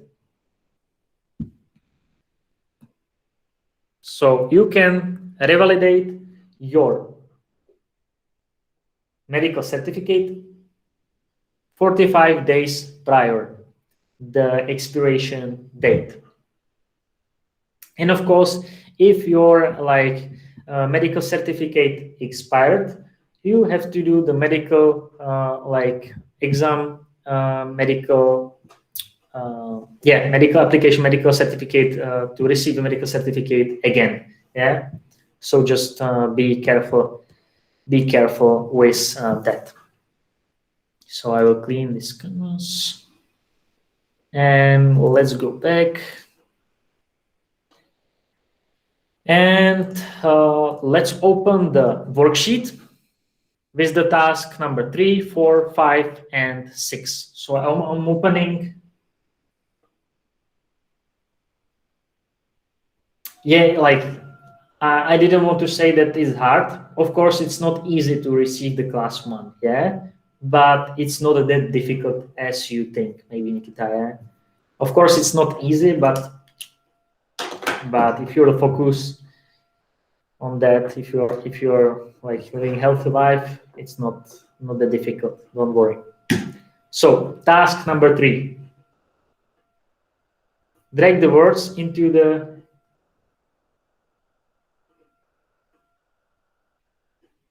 if you will do it in the certified flight, if the certified medical examiner, you can do it. Yeah, because it's European Union. Of course. Yeah, if I have, for example, the Czech medical certificate, but I can fly in Germany. Yeah, some students, you are doing the I think you will do the Austro control examination. Am I right? I hope that I'm correct. Yeah. So basically, you will receive the Austrian certificates, and you are flying in Czech Republic. Yeah.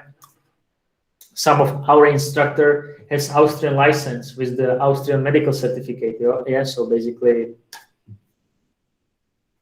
yeah, that's how it is. So now focus on the worksheet. So drag the words into the correct boxes. Student of PPL has to be at least something years old, 16 and 17. Okay, that was quick.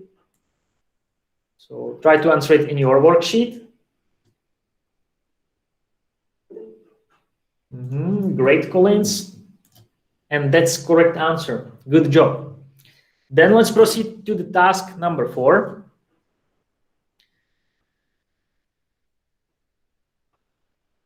I do not. Okay, just so you can work with me, Dries. Yeah, we can do it together as I'm sharing the screen. So drag the verbs into the correct boxes. Graduation requirements for the PPL students are something hours, some hours for duo, hours for solo, and hours for solo cross country. So 45. 45. Then we have I agree. Then we have the duo hours, at least 25. Okay, thank you, Dries. Thank you, Ahmed, 25.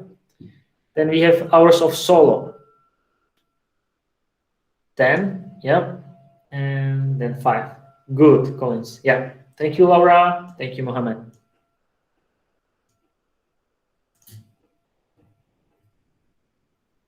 Okay, then we have the part med, so medical part, and the validity of a medical examination certificate class 1 for 30 years old pilot is, and we have 4 options: 6 months, 18, 12, and 24.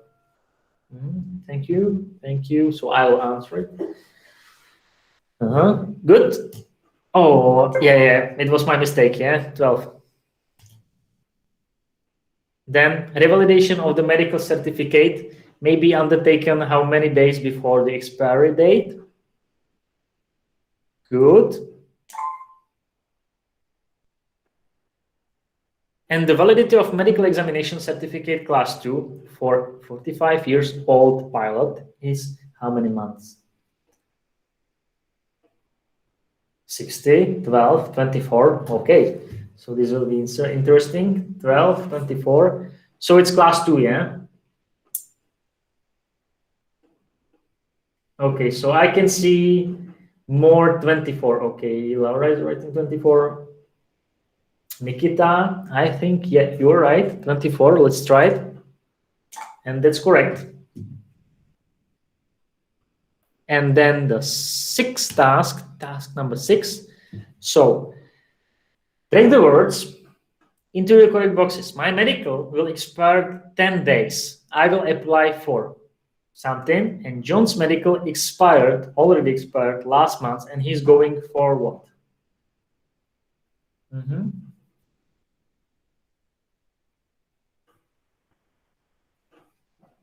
Okay, so first will be renewal.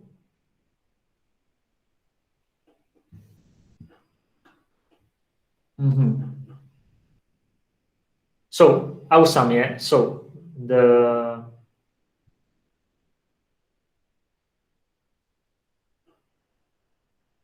so if the medical already expired, you have to do what? You have to renew your medical certificate. So the option number 2 will be renewal.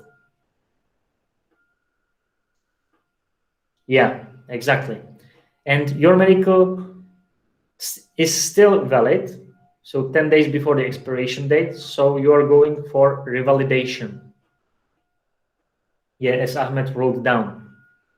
So right now, we'll press the button of attendance, so you will have 15 minutes to press the attendance button just to confirm your attendance on this class. Yeah, so I'm choosing today's is 17th of February, if I'm not mistaken. Yes, 17th. And I'm opening the attendance, and now you have the 15 minutes. Yeah.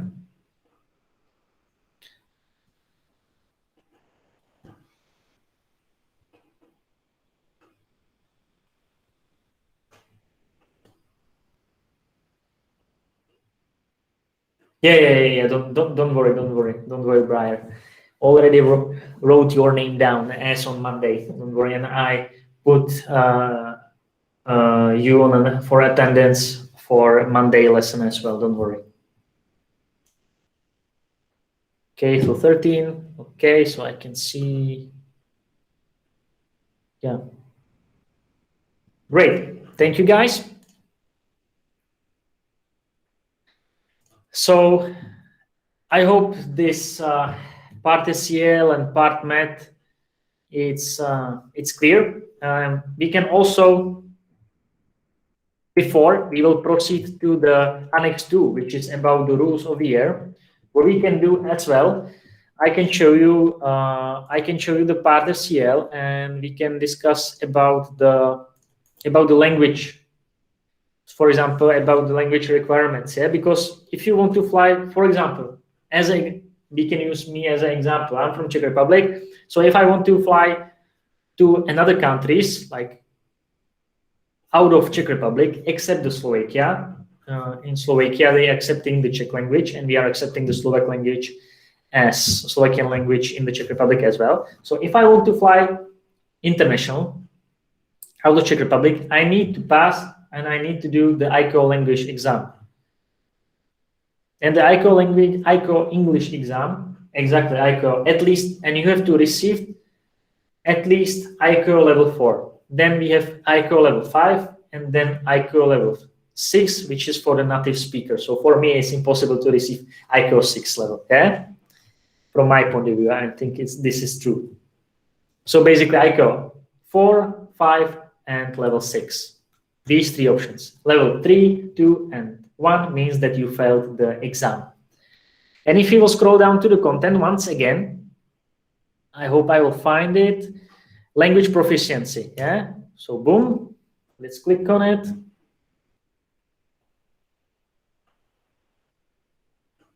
So language proficiency, journal, airplane, blah, blah, blah. And here, except for the pilots who have demonstrated language proficiency at an expert level 6 in accordance with Appendix 2, because if you will pass the exam on ICAO level 6, is valid for all your life. Yeah, you don't have to revalidate anymore. Level 6 is for whole life. Then we have level, you can see 4 years if the level demonstrated is operational level 4, and for 6 years if the level demonstrated is extended level, so level 5. So basically, level 6 is easy for whole life. Then level 5, extended level, it's valid for 6 years, and level 4, operational level, is valid for 4 years. And then another exam for the using the radio, you need the radio telephony certificate, which is basically more or less same as the ICAO, but the easier exam. Yeah, and it's valid for whole life, but you need to just revalidate your card, the certificate, but that's it. Yeah. So that's what I forgot to mention. So from that, let's go for the Annex 2, rules of the air. So this document, the rules of the air contains the applicable rules for the common rules of the air and operational provisions regarding the services and procedures in air navigation displayed in consolidated easy to read format. This is the definition on this regulation. Of course, the operation of an aircraft, either in flight or on the movement area of an aerodrome or at an operating site, shall be in compliance with the general rules, the applicable local provisions, and in addition, when in flight, we have the responsibilities. So I choose the responsibility of pilot in command because after, during your training, the pilot in command will be the instructor. When you will fly the solo hours, you will be pilot in command under the supervision of the flight instructor, and then after you will receive the pilot license, private pilot license, and if you will fly, for example, just for fun, or you will fly your time building, you will be pilot in command, and you will be responsible for everything what will happen during the flight. Yeah, so just be careful.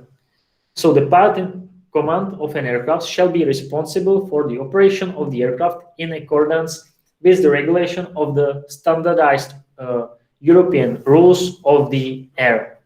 The pilot in command of an aircraft shall, whether manipulating the controls or not, be responsible for the operation of the aircraft, except that the pilot in command may depart from these rules in circumstances that render such departure absolutely necessary in the interest of safety. So basically, the pilot in command, as you can, before beginning of flight, the pilot in command of an aircraft shall become familiar with all available information appropriated to the intended operation. Doesn't matter if is it the maintenance, if something connected, associated with the aircraft, or meteorological briefing, or some necessary documents of the aircraft, such as the airworthiness certificate, if is it valid or already expired, or for example, your license or ICO English or medical certificates, everything associated with the flight. Yeah. So this is the rules of the air. Except like the pilot in command of an aircraft shall have the final authority as to the disposition of the aircraft while in command, as I said. And of course, you are studying for the PPL, and PPL, we are flying the PPL according to visual flight rules, which shall be conducted in conditions of visibility and distance from the clouds equal to or greater, and we have one exception, except the special VFR rules. So except when a special VFR clearance is obtained from an air traffic control unit, VFR flights shall not take off or land at an aerodrome within a control zone or enter to the aerodrome traffic zone ATZ or aerodrome traffic circuit when the reported meteorological conditions at the aerodrome are below the minimas. So here you can see this graph of the airspaces and the VFR minimas, because on Friday and on Monday you will have basically 2 lessons about the airspaces. So you will speak about the airspaces such as the Delta, Echo, Charlie, Foxtrot, and Golf more in detailed way. So I don't want to like steal the stuff from another instructor from another lesson. So I will just briefly, as you can see, I will just briefly speak about these airspaces. In Czech Republic, because you will do the practical training in Czech Republic, most of you, we don't have the airspace Alpha and Bravo. We have only airspaces Charlie, Delta, Echo, Foxtrot, and Golf. But these minimas are same. Yeah, nothing is changing. So you can see here on the left, we have airspace like the altitude separation. So 1,000 feet AGL, below 3,000 feet above mean sea level, or below 1,000 feet AGL. So in airspace, I will take the example of Czech Republic. So in airspace Charlie, Delta, and Echo, we have the visibility at least, we should have the visibility at least 5 kilometers. And then the distance from the clouds, 1,500 meters horizontally and 1,000 feet vertically clear of the cloud. In airspace Golf, basically, visibility 5 kilometers and clear of cloud and inside of the surface. Then above 3,000 feet above mean sea level or 1,000 feet AGL above, but below flight level 100 or another way or 10,000 feet. So airspace Charlie, Delta, Echo, and Golf, visibility 5 kilometers horizontal and vertical, horizontal visibility, horizontal distance from the clouds 1,500 meters, and vertically 1,000 feet from the cloud. Then above flight level 100 or above 10,000 feet, we should have visibility 8 kilometers at least, and the distance from the clouds are same. So 1,500 horizontally and 1,000 feet vertically from the clouds.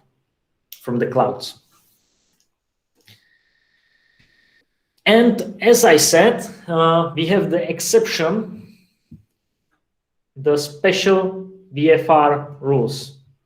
So, are you familiar? Do you know what are the conditions of special VFR rules? Or have you ever heard about that? Nighttime? What do you mean nighttime?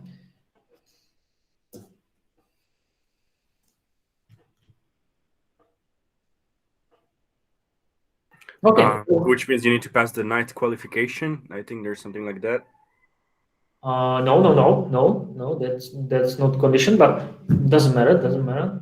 Thank you that you said something. It's okay. It's okay. But like as you said, you don't have to. You don't. As I understood, you're right, but you don't.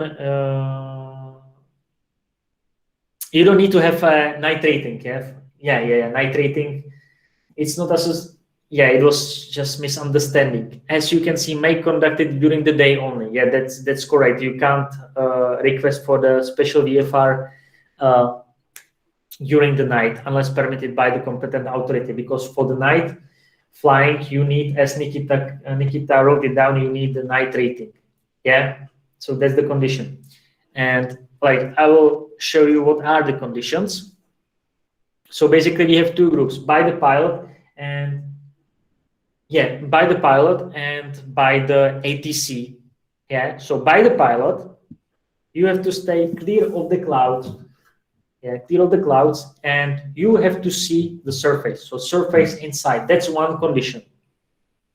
Then the flight visibility is not less than 1,500 meters and fly at a speed of 140 knots, indicator speed or less, to give an adequate opportunity to observe other traffic and any other obstacles in time to avoid the conditions. So basically, as you can see, these are the conditions by the pilot. But to be honest, like when I request for the special VFR and the visibility was 2,500 meters, as I remember, so it was like it wasn't enough. Yeah, so this visibility 1,500 meters is very, very, very small, and I don't recommend you to fly in this condition. Of course, if you have to, but the visibility is very, very, very low. Yeah. You don't have time for anything. It's very confusing. And other conditions, an air traffic control shall not issue a special VFR clearance to aircraft to take off or land at an aerodrome within the control zone when the reported meteorological condition and aerodrome are below the following minima. So the ground visibility is less than 1,500 meters and the ceiling is less than 600 feet. Another option, another thing which is important according to special VFR rules, that it has to be your request. Yeah, you have to request for the special VFR rule, not ATC, but you as a pilot. And you can request for the special VFR rules only within and in the control zone. Yeah, that's another condition which I forgot to write in the slide. Yeah, so is it clear for you?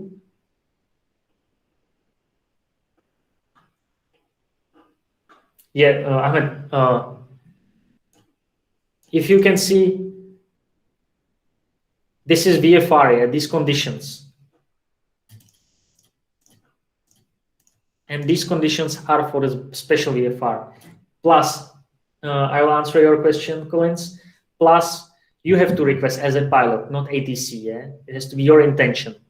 And then another thing is that you can request only within the control zone. Yeah. Is it enough, Collins, for you? Do you have it? Clear. Good job. Okay, so time for our worksheet.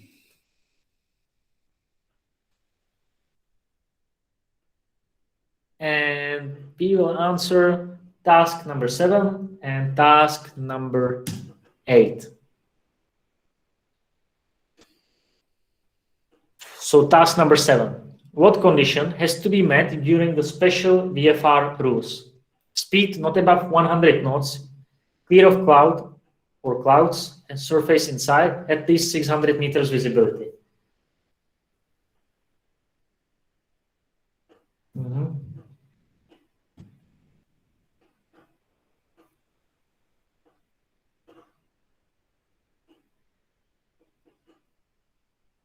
Yeah, it's clear of cloud, yeah? Agree? What is the horizontal distance from the cloud below 10,000 feet, but above 3,500 feet above mean sea level?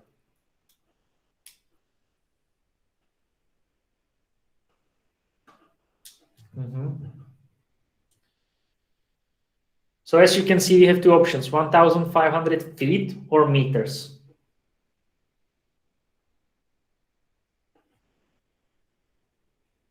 So it's horizontal distance, yeah? So are you sure that this in the feet? Yeah, it's in the meters, yeah? So 1,500 meters. The vertical distance from the clouds is in the feet, yeah? What is the minimum visibility below 10,000 feet, but above 3,500 feet above mean sea level? 5, absolutely agree. And that's everything from the VFR. Now let's proceed to the special VFR. And visibility is reported 1,000 meters. Can you depart in a control zone, like from a control zone? If a ceiling is above 1,500? No, yes, if I feel confident.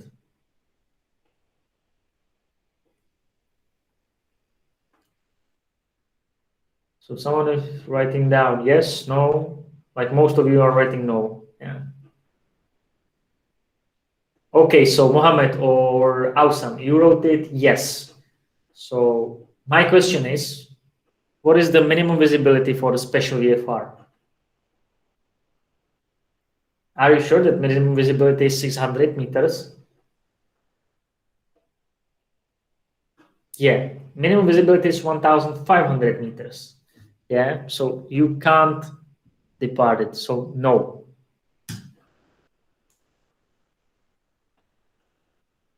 Great, so thank you. The 600 feet is the ceiling, it's less than 180 meters or 600 feet, yeah? So maybe you're confused for that. Yeah, so that was the special VFR. In the rules of the air, in this regulation, we don't have only information about the VFR and special VFR rules, which are, of course, very important. I would say the most important thing to follow. But we have also, for example, the marshalling signals. Yeah, you are flying to some like bigger airport, and ATC will tell you, Oscar Kilo Alpha Bravo Charlie, continue taxi to Apron Alpha and follow the marshalling signals. Oscar Kilo Alpha Bravo Charlie, Roger, Wilco, and you have to follow the marshalling signals. So you have to be familiar with the marshalling signals. So here on this slide, you can see like the basic marshalling signals. A signalman or marshaller is the more common, shall be more common term, shall be responsible for providing standard marshalling signals to aircraft in a clear and precise manner. Only persons trained, qualified, and improved as required by the relevant union or national legislation shall carry out the functions of a signalman or marshaller. So the marshaller shall wear a distinctive fluorescent identification vest to allow the flight crew to identify that he or she is the person responsible for the marshalling operation. So as you can see here, normal stop, straight ahead is somewhere here, straight ahead is here. So for example, straight ahead is bent, extended arms at elbows and elbows and move once up and down from chest height to head. Then turn to the left, for example. So with right arm and one extended at 90-degree angle to body, make come ahead signal with the left hand. So the rate of signal motion indicates to a pilot the rate of aircraft turn. Vice versa is with the turn to the right. Then we have, for example, the normal stop, which is here. So basically, full extended arms, as you can see here, full extended arms and vents at 90 degrees angle to sides and slowly move to above head until once cross. Then we have, for example, the emergency stop, abruptly extended arms and once to top of head crossing once, and so on and so on. So basically, if you are not familiar and you know that you will fly to some airport where using the marshal's signals, you will know after this lesson that you can find these signs, signals in rules of the air regulation and documents, which you can find in FlyFA, LMS, or in ELSA websites. So right now, let's take 10 to 15 minutes break, last break, and then we will finish our lesson with the Annex 7, 17, 12, and so on and so on. And in the end of this class, I will show you, it will be space for your questions and my answers. And I will show you plus the operational manual of Flying Academy. Okay, so 10 minutes break, and after that you will proceed with the rest of it.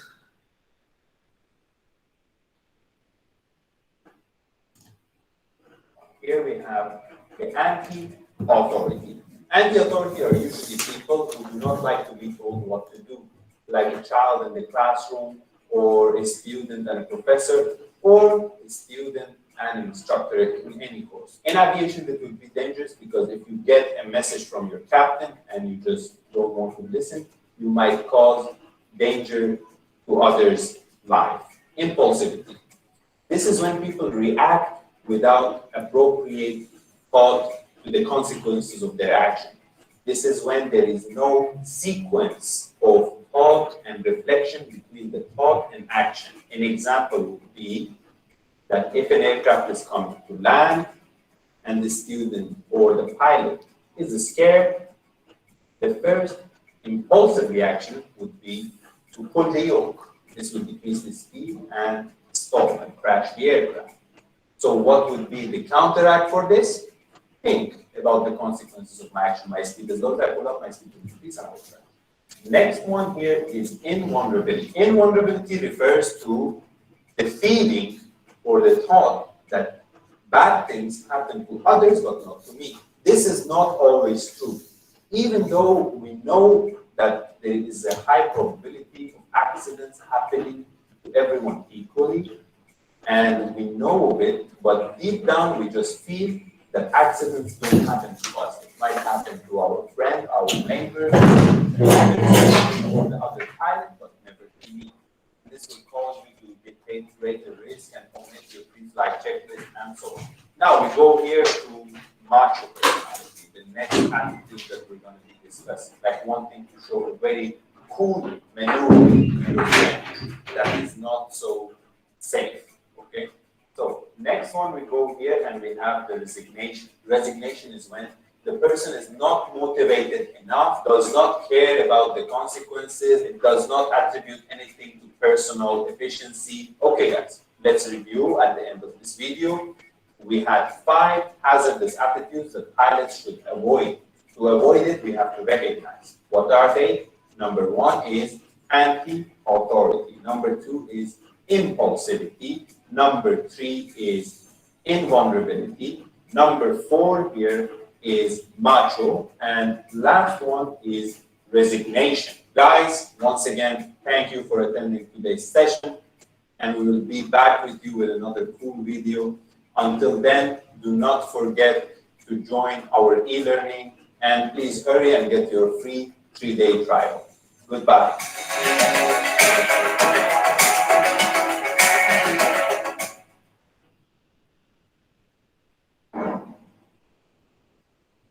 Hey guys, my name is Chris, and I'm an instructor here at Flight Academy's Miami base. I want to talk to you about the different fleet types that are available to you for your training. First, we'll start off with our Cessna 152 aircraft with 110 horsepower, which we normally use for your private, instrument, and commercial training. The Cessna 152 is our most economical aircraft, and that we use for time building primarily. Then we'll move up to our Cessna 172 aircraft. Our Cessna 172 is a little bit bigger than the 152 with 180 horsepower, and it's a 4-seater aircraft. Our Cessna 172s are our most popular aircraft for training. We use it for private, instrument, commercial, and even the advanced ratings, your CFI, CFII ratings. Piper Warrior aircraft is 180 horsepower, similar to our Cessna 172s. Also 4-seater. You get the variety that comes with the differences between Cessna and Piper design models. Cessnas have the throttles, which is a push to field here, versus the Pipers, which have the overhand throttle. The Pipers also have low wing, so you get to experience the differences in flying a high wing versus a low wing aircraft. Next, we'll talk about our Cessna 172 G1000.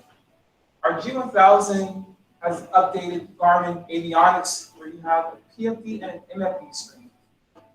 A lot of the airlines will ask nowadays how much glass time you have, and you can get that at Flying Academy here in our G1000 aircraft. Lastly, we'll talk about our advanced aircraft. We have several aircraft that you can use for your complex training. We have a Cessna 172 RG, a Piper Seminole, and a Piper Seneca. Cessna 172 RG is our upgraded version of the normal 172.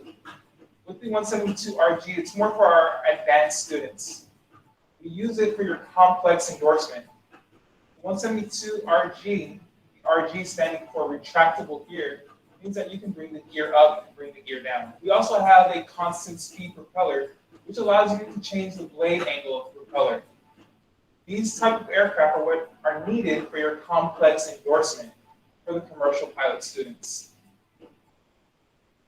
Our Piper Seminole is a turbo PA-44. That's our multi-engine aircraft, one of our 2 multi-engine aircraft that we use for training. Our Piper Seminole is 180 horsepower per engine. That gives you the speed and efficiency you need to cover long distances in a short amount of time. Our Piper Seminole is also used for our complex training, having the retractable gear and the constant speed propeller. It is an option to our students to use for their multi-engine training. Here at Flying Academy, you can go straight to your commercial multi or do the commercial single with the multi-engine add-on. Seneca is your other option when looking for multi-engine training here at Flying Academy Miami. Our Seneca is a high-performance, complex aircraft that also adheres to the Indian regulations for what's needed for their multi-engine license. At Flying Academy, all of our instructors are trained to fly every aircraft. So students do not have to worry about finding a specific instructor for a specific type of aircraft. The student has the freedom to choose whichever aircraft they want, and our instructors will adapt to your schedule and the training needs that you have in your specific aircraft. Our instructors are CFI, CFII, and NEI rated instructor pilots.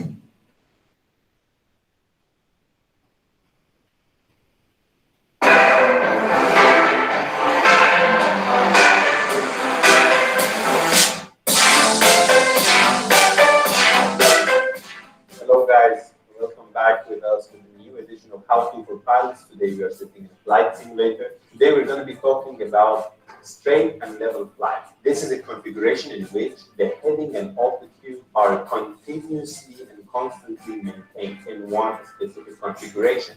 This is one of the most important, if not the most important maneuver in your flight training, because it is one of the basic foundation maneuvers that we're going to do. Just like when you're driving, the first skill is to learn to drive the car between two lines at a specific speed. We're going to be first explaining for VFR pilots, so during the day with visual cues. Now, to achieve this, we need to perform using a combination of visual cues, meaning referencing to outside, and the instruments, but mostly emphasizing on outside cues. Now, the common mistake that takes place is that people either look outside for a long time or fixate inside. And the main problem would be that as a pilot, when you're sitting, you have the tendency to look on your side, on the left side, and unconsciously rolling the aircraft onto that side, which is usually the left side in the direction of flight. So you have to remember that the aircraft in straight and level flight has the four forces in equilibrium. Lift equals the weight, and the thrust equals the drag. Now, let's go to the simulator and see how it would look like in real time. So now, guys, we are here on the flight simulator, and we have the instrument panel in front of us. With what we need to see first is that I'm at 5,000 feet. I'm straight and level, meaning I am straight. I don't have any bank angle, and I'm not climbing or descending. The turn this aircraft is coordinated. What I need to focus on is looking outside, seeing the relation of the horizon, the natural horizon, to my aircraft, and I need to keep the instruments in check. To do that, we will utilize a technique called the T method of scanning. The T method looks like this. The T method, that will be in the center, which will be the active indicator, the airspeed indicator, back to active indicator, altimeter, back to active indicator, and the heading indicator. What I want to make sure is that I'm staying straight and level. I'm not gaining or losing altitude, not changing my heading. Now, to achieve that, I need to emphasize the importance of the active indicator because it gives us the indications on the pitch angle and the roll axis. I need to make sure that these two triangles stay in the center and the aircraft stays on the artificial horizon. I need to also check my speed, that's not decreasing or increasing if it's set for the cruise. And I go back checking that the pitch and bank are 0. Going to the altimeter and checking that the altitude is where it should be, going back to the indicator and checking that I'm staying on my heading. As I am flying now, you can see that unintentionally I am turning to the left because I am constantly looking on my side, and I will see the first indications here. And I will make a very slight correction, keeping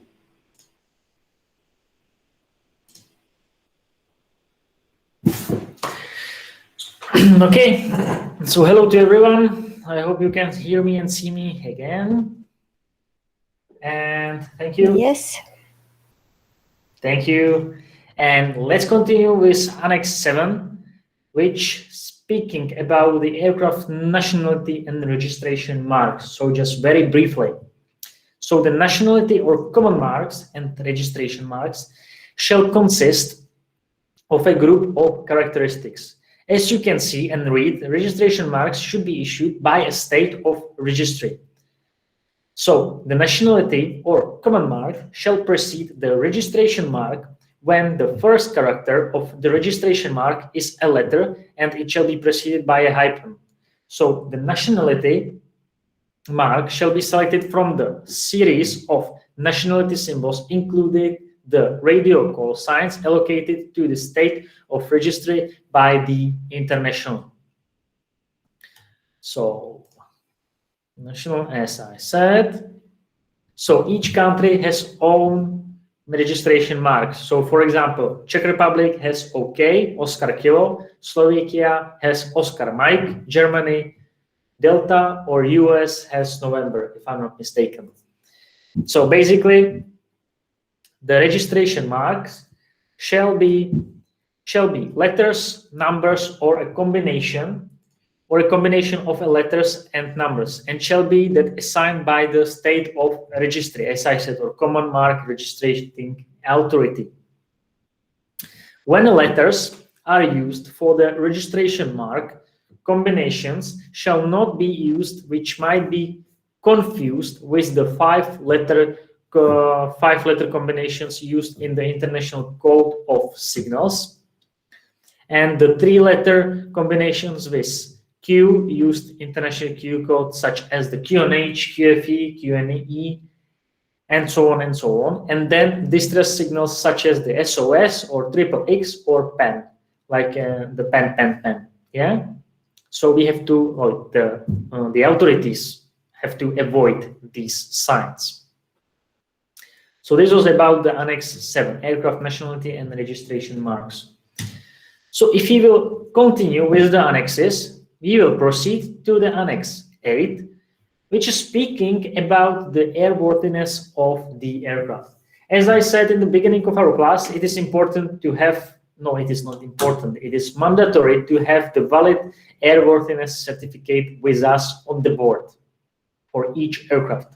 So a certificate of airworthiness shall be issued by a contracting state on the basis of satisfactory evidence that the aircraft complies with the design aspects of the appropriate airworthiness requirements.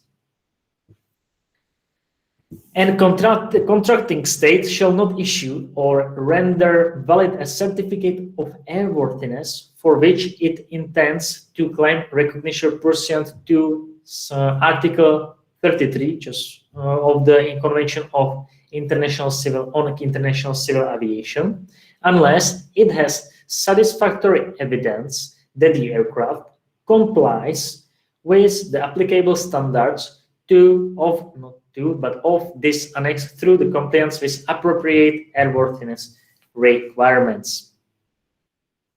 And certificate of airworthiness shall be renewed or shall remain valid and subject to the laws of the state of registry, and provided that the state of registry shall require that the continuing airworthiness of the aircraft shall be determined by a periodical inspection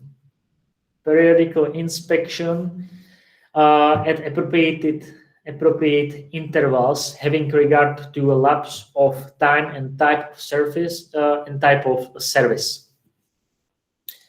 So as you can see, when an aircraft possessing a valid certificate of airworthiness issued by a contracting state, of course, is entered on the register of another contracting state, so the new state of registry, when issuing its certificate of airworthiness, may consider the previous certificate of airworthiness as a satisfactory evidence. And this is the example of certificate of airworthiness from the Czech Republic. And for example, any failure to maintain an aircraft in an airworthy conditions as defined by the appropriate airworthiness requirements shall render the aircraft ineligible for operation until the aircraft is restored to an airworthy condition. So now, Annex 11, air traffic services. As you remember, so the objective of the air traffic services shall be prevent the collisions between the aircrafts, prevent the collision between the aircraft on the maneuvering area and obstructions on that area, expedite and maintain an orderly flow of air traffic, and provide advice and information useful for the safe and efficient conduct of flights. Basically, we have three parts of the air traffic services: area control service, which is providing of air traffic control service for control flights except the arrival and departure. Then we have approach control service, the provision of air traffic control service for those parts of control flight associated with arrival and departure. And then aerodrome control service, so the provision of air traffic control service for aerodrome traffic. Then quickly jump to Annex 12, search and rescue. Basically, contracting states shall individually or in cooperation with other states arrange for the establishment and prompt provision of search and rescue services within their territories to ensure that assistance is rendered to persons in distress. So such services, as you can see, such services shall be provided on 24 hours basis. Yeah. And those portions of the high, for example, the high seas or areas of undetermined sovereignty for which search and rescue services will be established by determined on the basis of regional air navigation agreements between the states. And basically, basic elements of search and rescue service shall include a legal framework, a responsible authority, organized available resources and communication facilities, and workforce skilled in coordination and operational functions. And search and rescue services shall establish processes to improve the service provision, including the aspects of planning, domestic and international cooperative arrangements, and training as well. So as you can see, if any authority believes that some aircraft is in an emergency, has to inform search and rescue immediately. Another example, when a pilot observes that either another aircraft is in distress, the pilot shall first determine the position of aircraft, report to the Rescue Coordination Center or ATS, and type of aircraft in distress, time of observation, and etc. Yeah? And so on and so on. Then we have 3 phases of emergency, which are in the exams as well. Uncertainty phase in SERFA is situation where an uncertainty exists as to the safety of an aircraft and its occupants. Alert phase, ALERFA, a situation, of course,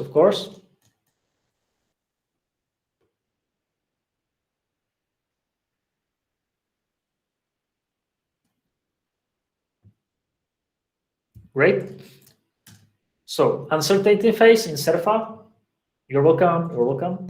Alert phase, ALERFA, situation where an apprehension exists as to the safety of an aircraft and its occupants. And as Ausam Hanif wrote down, last phase is distress phase or distress phase. Distress phase, a situation where is a reasonable certainty that an aircraft and its occupants are threatened by grave and imminent danger and require immediate assistance. So Collins, to go back for the previous slide, you mean? Okay.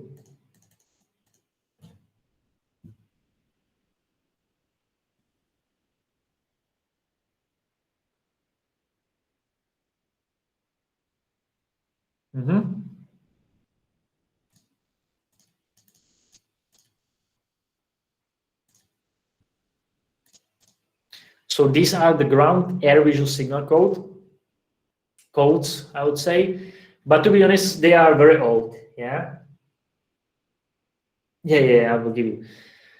They are very old. But just I put there to the presentation that you saw it, just be familiar that if you will somewhere see these codes. Except these codes, for example, especially during the communication failure, you can meet, but it's not often, it's not common with the light signals. Yeah. So basically, they are divided into the air operations and into the ground operations. So on the ground,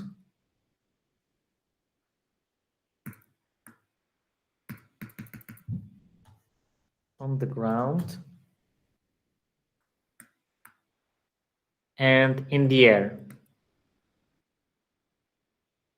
So basically, we are using the red light, red dashed light, red light, steady, flashing, and the green, steady, steady and flashing.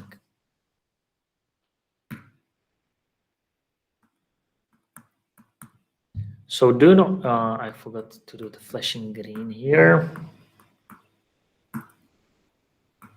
So by any chance, have you ever heard about these light signals?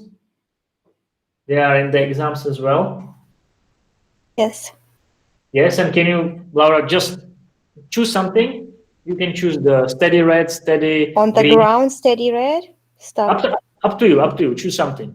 On the ground, steady red is stop. That's correct. So stop. Then we have the red flashes. The red flashes, I think you should Mm-hmm.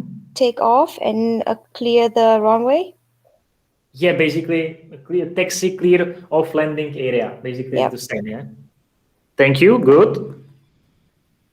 Taxi clear off landing area. Then we have steady green on the ground.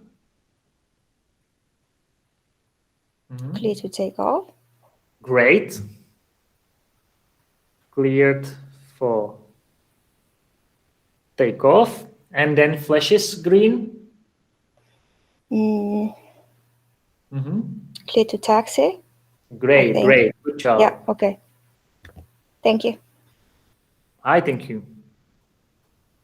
Clear to taxi. Someone else for the air?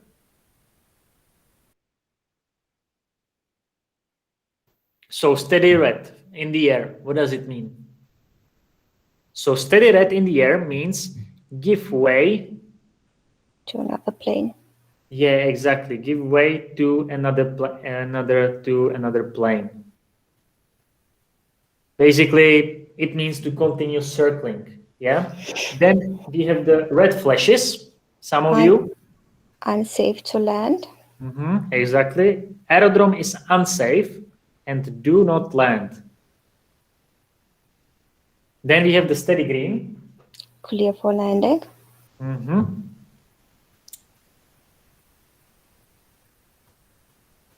And flashes of green. Go around and come back and wait for clearance to land. Exactly. Basically, the definition of those flashes green is like return for landing. Yeah, but you said it. Yeah, that's correct. Return for landing. So thank you, Laura. You're welcome. Appreciate it. Thank you.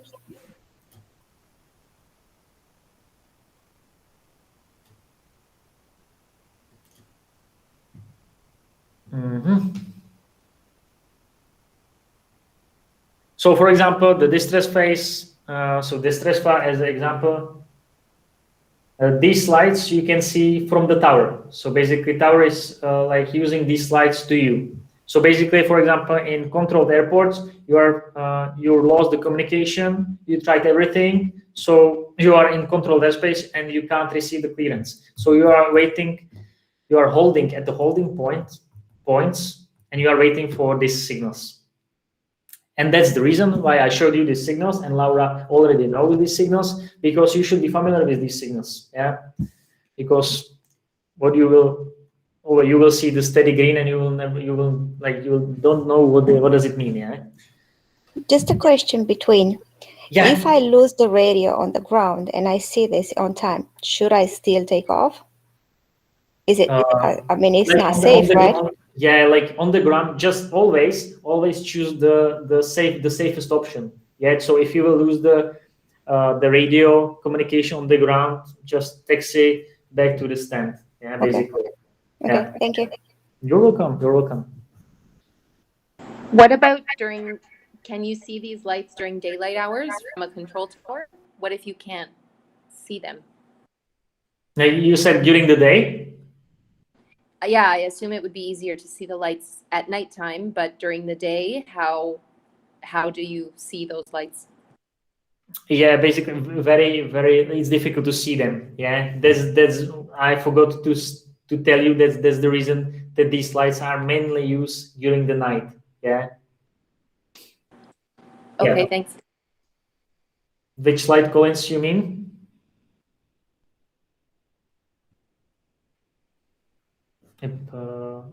Okay. Then just quickly about the aircraft investigation that maybe you can meet in the theoretical exams, the question about the difference between the accident and the incident. So as you can see, the accident, the definition of the accident is the occurrence associated with the operation of an aircraft, which takes place between the time any person boards the aircraft with the intention of flight until such time as all such persons have disembarked, in which a person is fatally or seriously injured. On the other hand, the incident occurrence other than accident associated with the operation of an aircraft, which affects or could affect the safety operation. So as example, incident could be, for example, the runway incursion. Yeah. Then the state of occurrence shall forward a notification of an accident or incident with a minimum of delay and by the most suitable and quickest means available to the state of registry, the state of operator, the state of design, and the state of manufacture. ICAO when a maximum mass of over 2,250. Again, I will use the example, my example with my experience.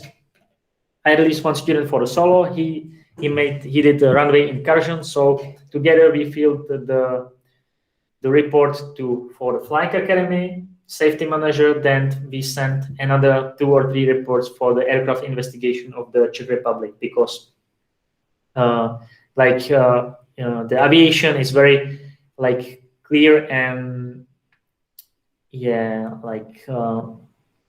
it's very clean industry. So everything would happen. Just don't be afraid to report it, everything. Yeah, it's not a mistake. Everyone did some mistake, made some mistake. So if you will do something, just always report it. Yeah, it's always better for the safety. If the mass is over 2,250, you have to report to the state of registry, the state of operator, the state of design, and the state of manufacture. 2,250 kilograms. Yeah, sorry, I forgot to add the kilograms. Yeah, if the event happened in the territory of contracting state, state of occurrence shall initiate the investigation, but it could be delegated to another state according to the agreements. If the event happened in the territory of non-contracting state, the state of registry of manufacturers, operator, design, and manufacturer shall initiate the investigation. And even outside the territory of any state, the state of registry shall initiate the investigation. And the state conducting the investigation is responsible always for the final report. Yeah, so this is important. And from more boring annexes, let's move to the aerodromes, which I hope will be more interesting for you. So before we will start with the aerodromes, you can see here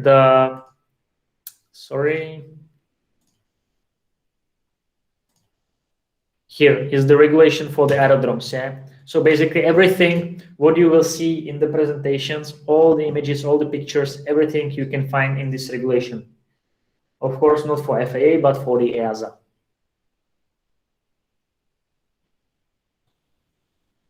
FAA has not these EASA regulations, but FAA has Federal Aviation Regulations, the FARs.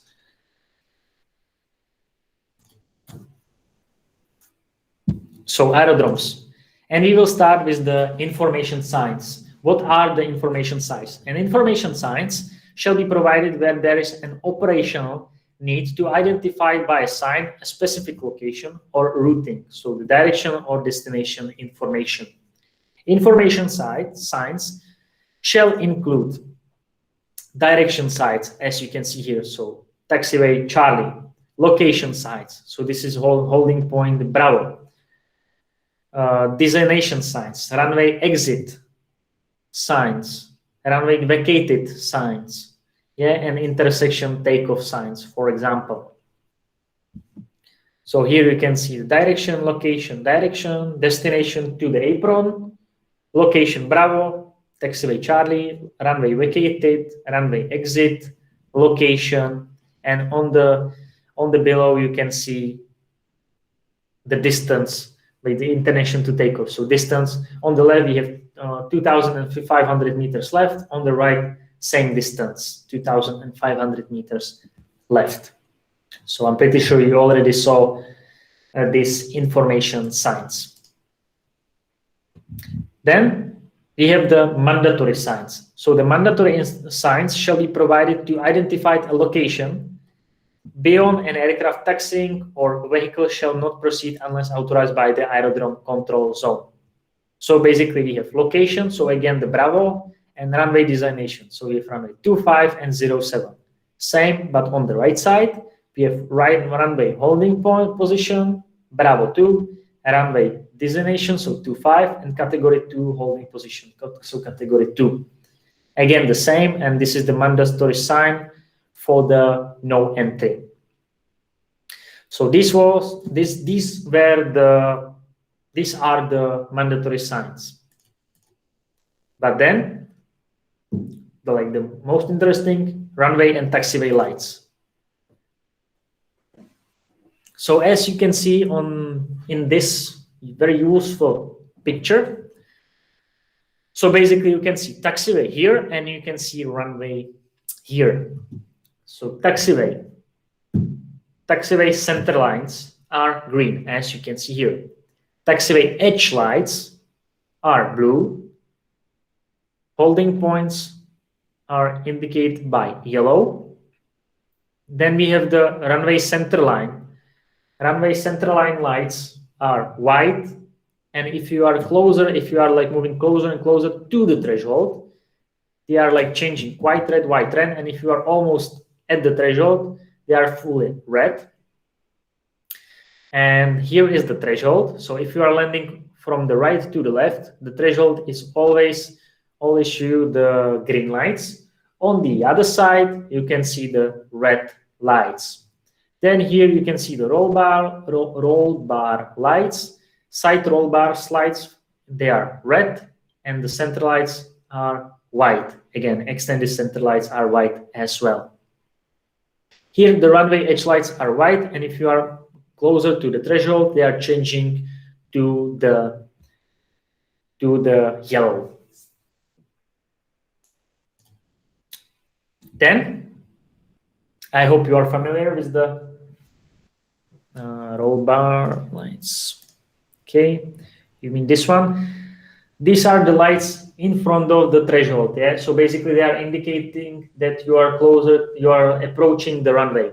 Then you have the roll bar lights, so the red on the edge and the white in the center, and they are indicating that you are approaching the runway. And then you have the runway threshold lights, and you can see if you are approaching from the right, so you will see threshold with the green. And at the end of this runway, if there were lights, so you will see the other threshold, but on this from this direction you will see the red, because the threshold is the runway is ending, because we are using this direction in this example. So what is the decision bar?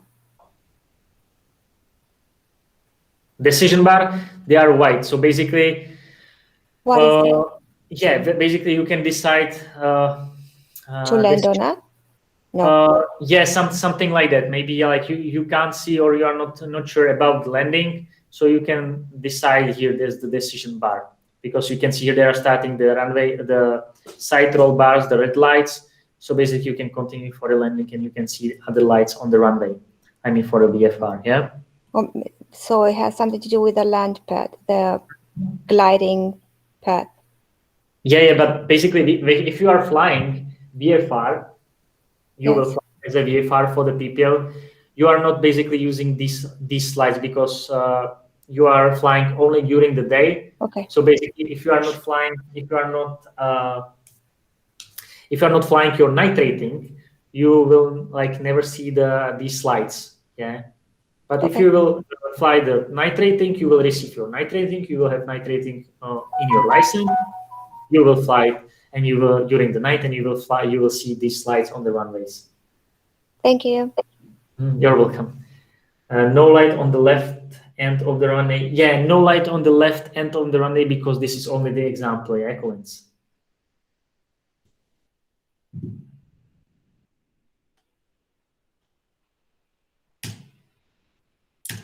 Then precision approach path indicator lights.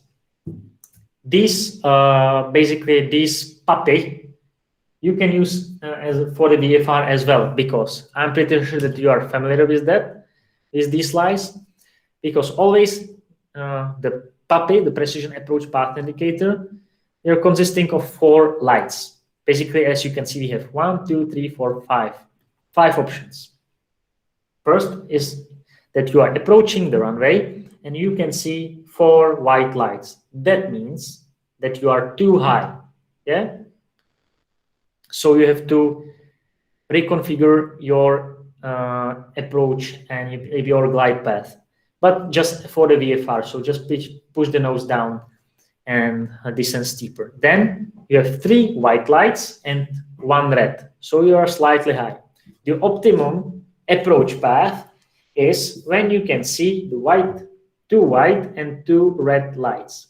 Then on the other hand, the opposite examples are that you can see 3 red lights and 1 white. That means that you are slightly low. And then 4 red lights. So that means that you are very, I would say, too low.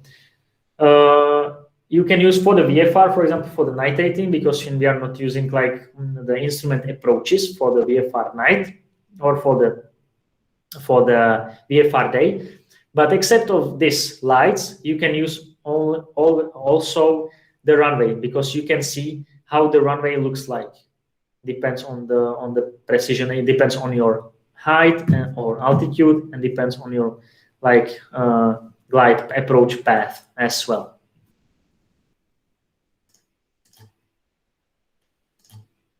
Then I put these aerodrome signs for uncontrolled airport to the presentations, because here in Czech Republic we have a lot of uncontrolled airports, and you should be familiar with these signs. So right-hand circuit, left-hand circuit. Then we have care should be taken due to the condition of the areas. That on the left bottom you can see you cannot land in emergency only, and pilots take off and towards the crossbar of the T. So basically you should be familiar what these aerodrome signs mean. Of course,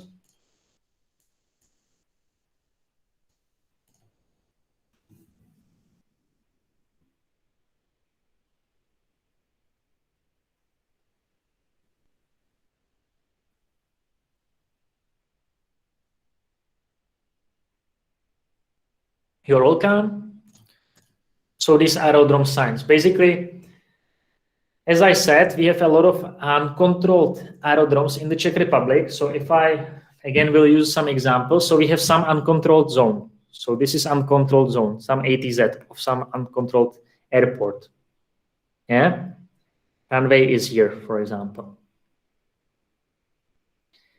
And what we are looking for the aerodrome signs, and we are looking for the wind direction indicator, VDI, and aerodrome signs.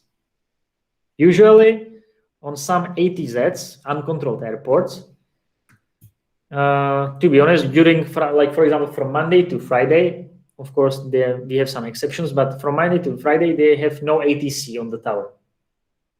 So basically, we are doing the blind transmission. Yeah, we are reporting the things, for example, the downwind and final, what we have to do, but it's only blind transmission, only one-way transmission. So we are doing the overhead procedure. Yeah, overhead procedure means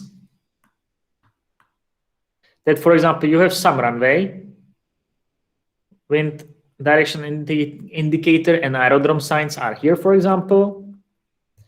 So that means that we did the briefing before the arrival to the aerodrome zone, and we know that runways that aerodrome circuit is something like that. Runway in use is 25 and 07.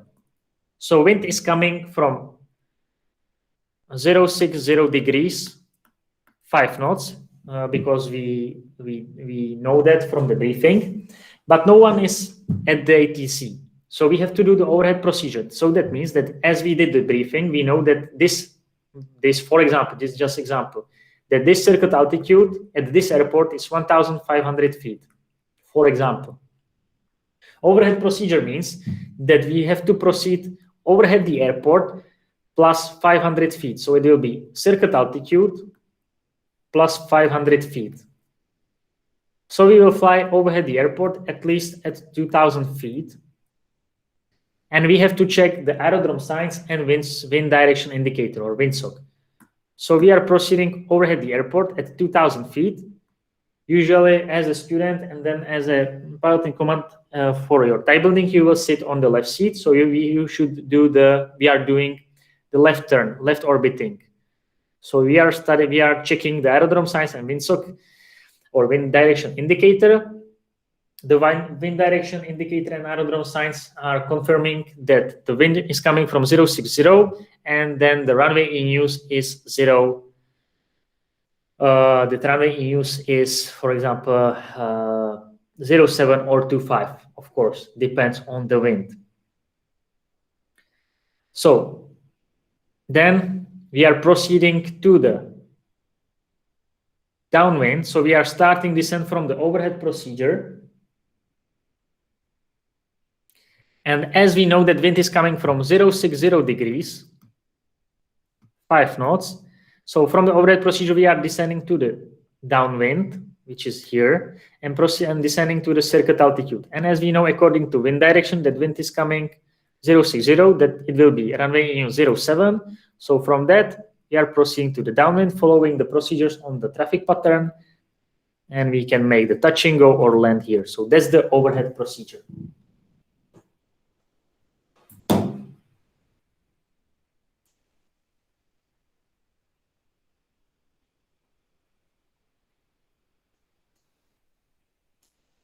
Of course, again, in the Czech Republic, that's the reason why I choose this uncontrolled marks.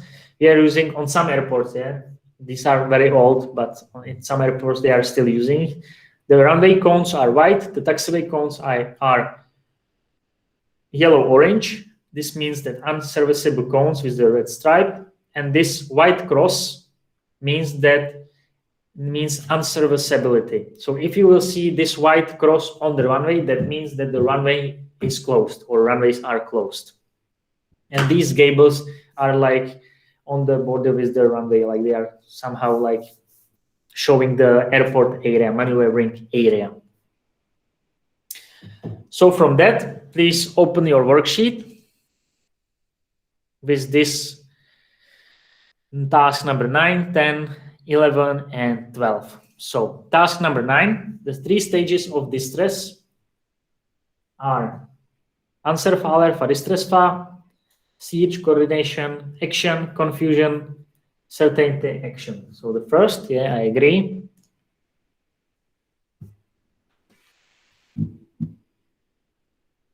Then task number 10, what is the color of taxiway center lines? Yellow, green, blue. Okay, so let's try the blue. Yeah. Let's try the yellow, sorry. Green, my mistake. I'm confused. What is the color of taxiway edge lights? Yeah, blue. Yeah, blue. That's correct.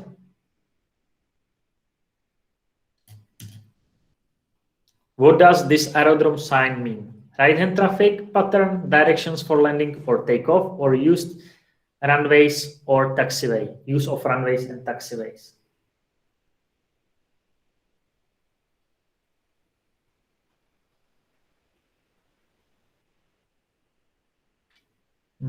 Second.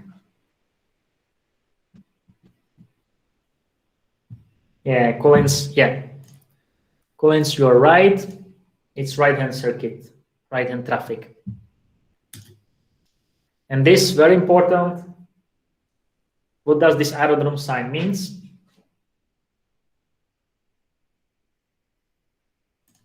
Exactly, yeah, closed runway. Okay, so thank you for your participation and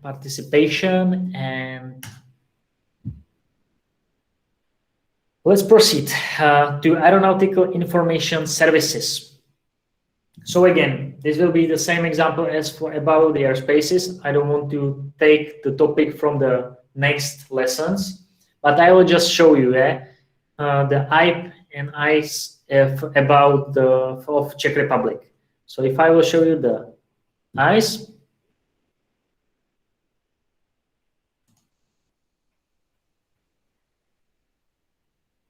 so again, the briefing in FlyFA.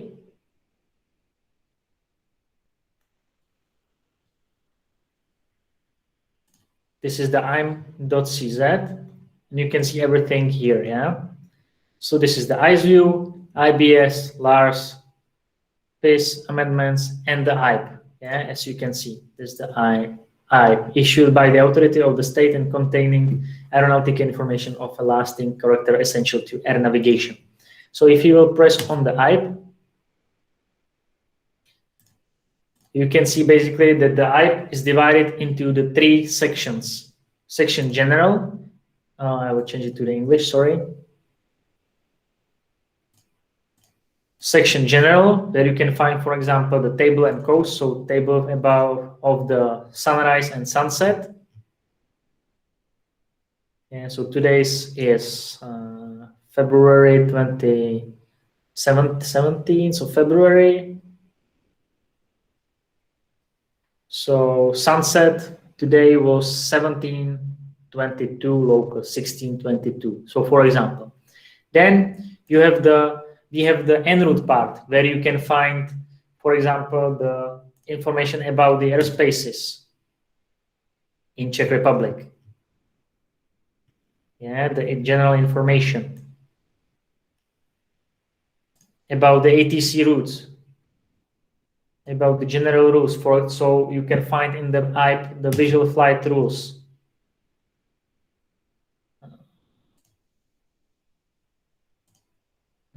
The visual flight rules, yeah.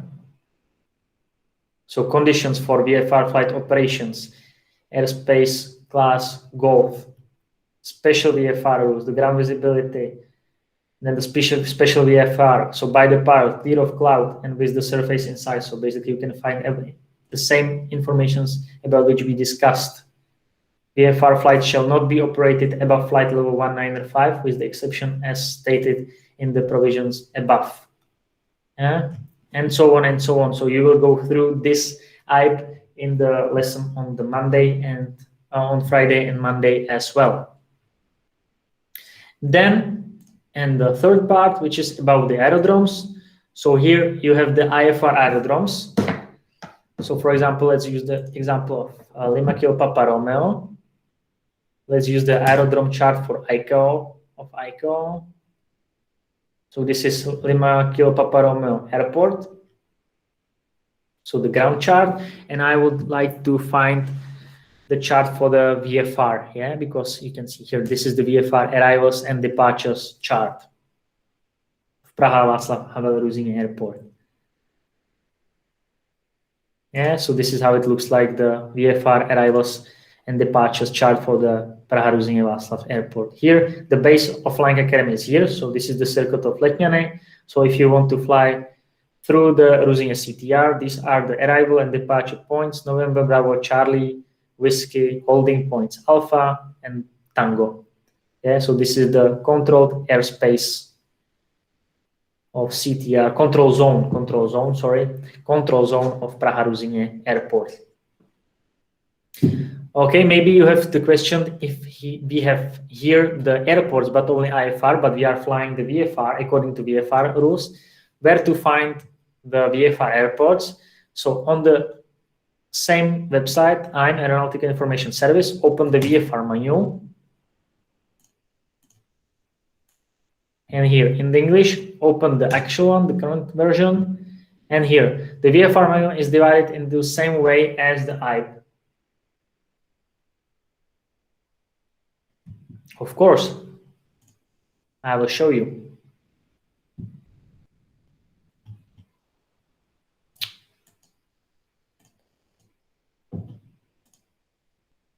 Here is the IATA, International Air Transport Association.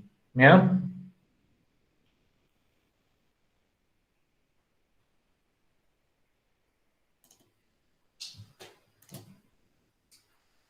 Yeah, so about the VFR manual, so it's structured, the structure is the same. So general, symbols, air traffic services, en route, visual flight rules, and these are the aerodromes, but for the VFR. So basically here you can find all the airports which you can use for the VFR purposes, yeah, in the Czech Republic. So you can see that we have a lot of airports for the VFR. So these are the VFR certified, and these are the ultralight VFR airports, yeah. So a lot of airports. So if you will continue with our presentation. So these are the Aeronautical Information Service. So notice to airmen, so the NOTAMs. What does it mean, the NOTAMs? NOTAMs is NOTAM or NOTAMs are a notice containing information concerning the establishment, condition, or change in any aeronautical facility, service, procedure, or hazard, the timely knowledge of which is essential to personnel concerned with flight operations. Then I will show you the NOTAM. So I hope there will be some NOTAM. I'm pretty sure that there will be some NOTAM. So again, fly FA briefing, and here is the NOTAM. So if you will click on it, here NOTAM query, select the aerodrome. So let's choose again the Lima Kilo Papa Romeo, submit it, and you can see. So this is the NOTAMs for Lima Kilo Papa Romeo. So Lima Kilo Alpha Alpha is the flight information region of the Czech Republic. Lima Kilo Papa Romeo, this is the time from which is the valid, until which time is valid. This is the NOTAM exemptions. Here another NOTAM from which date to which date. You can see that some VFR flights due to reduced ATC capacity, the following restrictions are applied. So the significant delays or arrival departure clearance may not be issued. Significant delays or clearance from VFR to EFR flight may not be issued. Training flights in the CTR using may not be issued. Restrictions will not be applied for the following flights. Flights for human life-saving, search and rescue flights, aircraft in emergency, police flights, military aircraft flights, CAA flights, and ground equipment flight tracking. So this is how it looks like, the NOTAMs. Of course, as we discussed on Monday about the Meteo, about the briefing of Meteo, we are checking the NOTAMs of the airport where we are flying as well. Yeah, so it's like the NOTAMs are include in the briefing. Yeah, so NOTAM for Letňany, maybe we are flying, for example, to Plzeň or to some other airport. So we are checking the NOTAMs of that airport as well. Then we have the annex about the security. So basically each contracting state is responsible for prevention of unlawful interference, and each contracting state shall establish an organization and develop and implement regulations, practices, and procedures to safeguard civil aviation against acts of unlawful interference. And each contracting state in which an aircraft subjected to an act of unlawful interference has landed shall notify by the most expeditious means of the state of registry of the aircraft and state of the operator. And of course, annexes is speaking about the operations of the aircraft. So in general operations, and then, for example, we have Flying Academy has operational manual for the Europe, for the Czech Republic. So this operational manual is following this Annex 6 or EASA regulations about the operations of aircraft. So we have basically Flying Academy has 4 parts of operational manual, and you should be more or less familiar because, for example, in part A and part Alpha and part Charlie, you have, for example, the weather or student minimas for the flying. Yeah. So if I will show you the operational manual, so you have to go to the LMS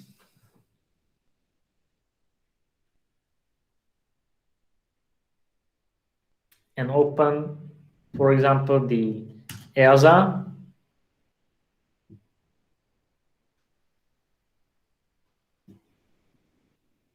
and documents and flight manuals.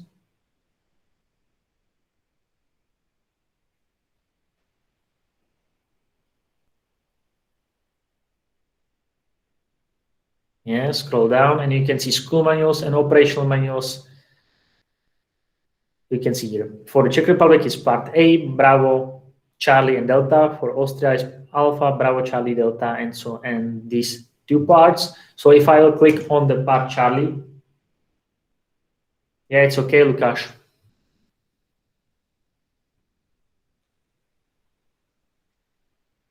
So for example, here you have weather minima for the students, or you can find the flight planning, so the fuel planning, performance, so the minima for the takeoff and landing, minimum safe altitude, for example, for the VFR day,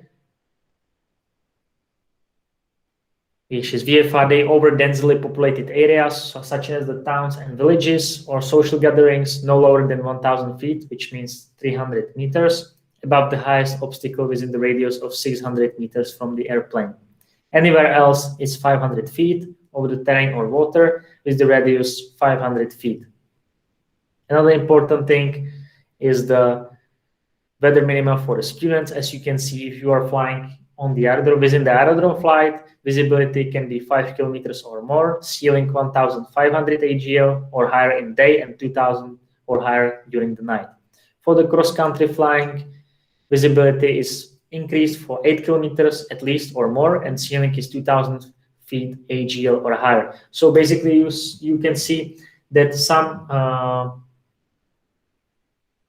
rules are in the SERA, so standardized rules of the air regulations, and you can see that the procedures and the rules, the minimas according to operational manual of Flying Academy, they are even increased due to matter of safety. Yeah. So then you can see that Flying Academy is following the rules, the regulations, but the Flying Academy even increase the safety, the minimas for this, for example, for the student flights. Yeah, so it's a matter of safety. So that was the part Charlie. If you will open, for example, part Alpha, so you can study about the structure, of the Flying Academy, and so on and so on. Yeah, here management, approval privileges for the flights, so student solo flights, and so on and so on. And this is the end of the presentation. So before you will leave, I will send you the link for the homework sheet link to the chat. Anyway, you have the access via the LMS for the homework sheet for this lesson. But anyway, I send you already to the chat. So I hope it wasn't boring for you, this lesson about the regulations. I hope you enjoy it. If you have anything, you can write it down to the chat or unmute your mic. I will be here if you don't have anything. It was a pleasure to spend the time with you again, guys. And we will see together again on next Wednesday, and it will be the more practical class, and the class will be about the performance. So we will calculate a lot, not only for the performance, but for the weight and balance as well. We will work with the flight computer as well. So if you will have some question about the air law, don't forget it and ask me on next Wednesday. So have a nice evening. Enjoy the rest of the week. Wish you all the best. I hope you are healthy. And yeah, see you on Wednesday. And on Friday, you will have the ground lesson 11. You have the ground lesson 11 with Volodymyr Mostitsky, instructor. Well, thank you once again, and goodbye.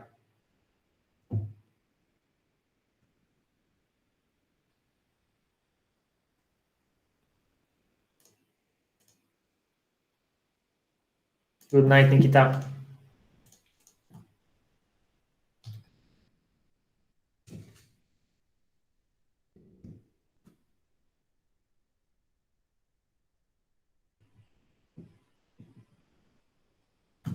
All of them, you are using all the freedoms, as you could see.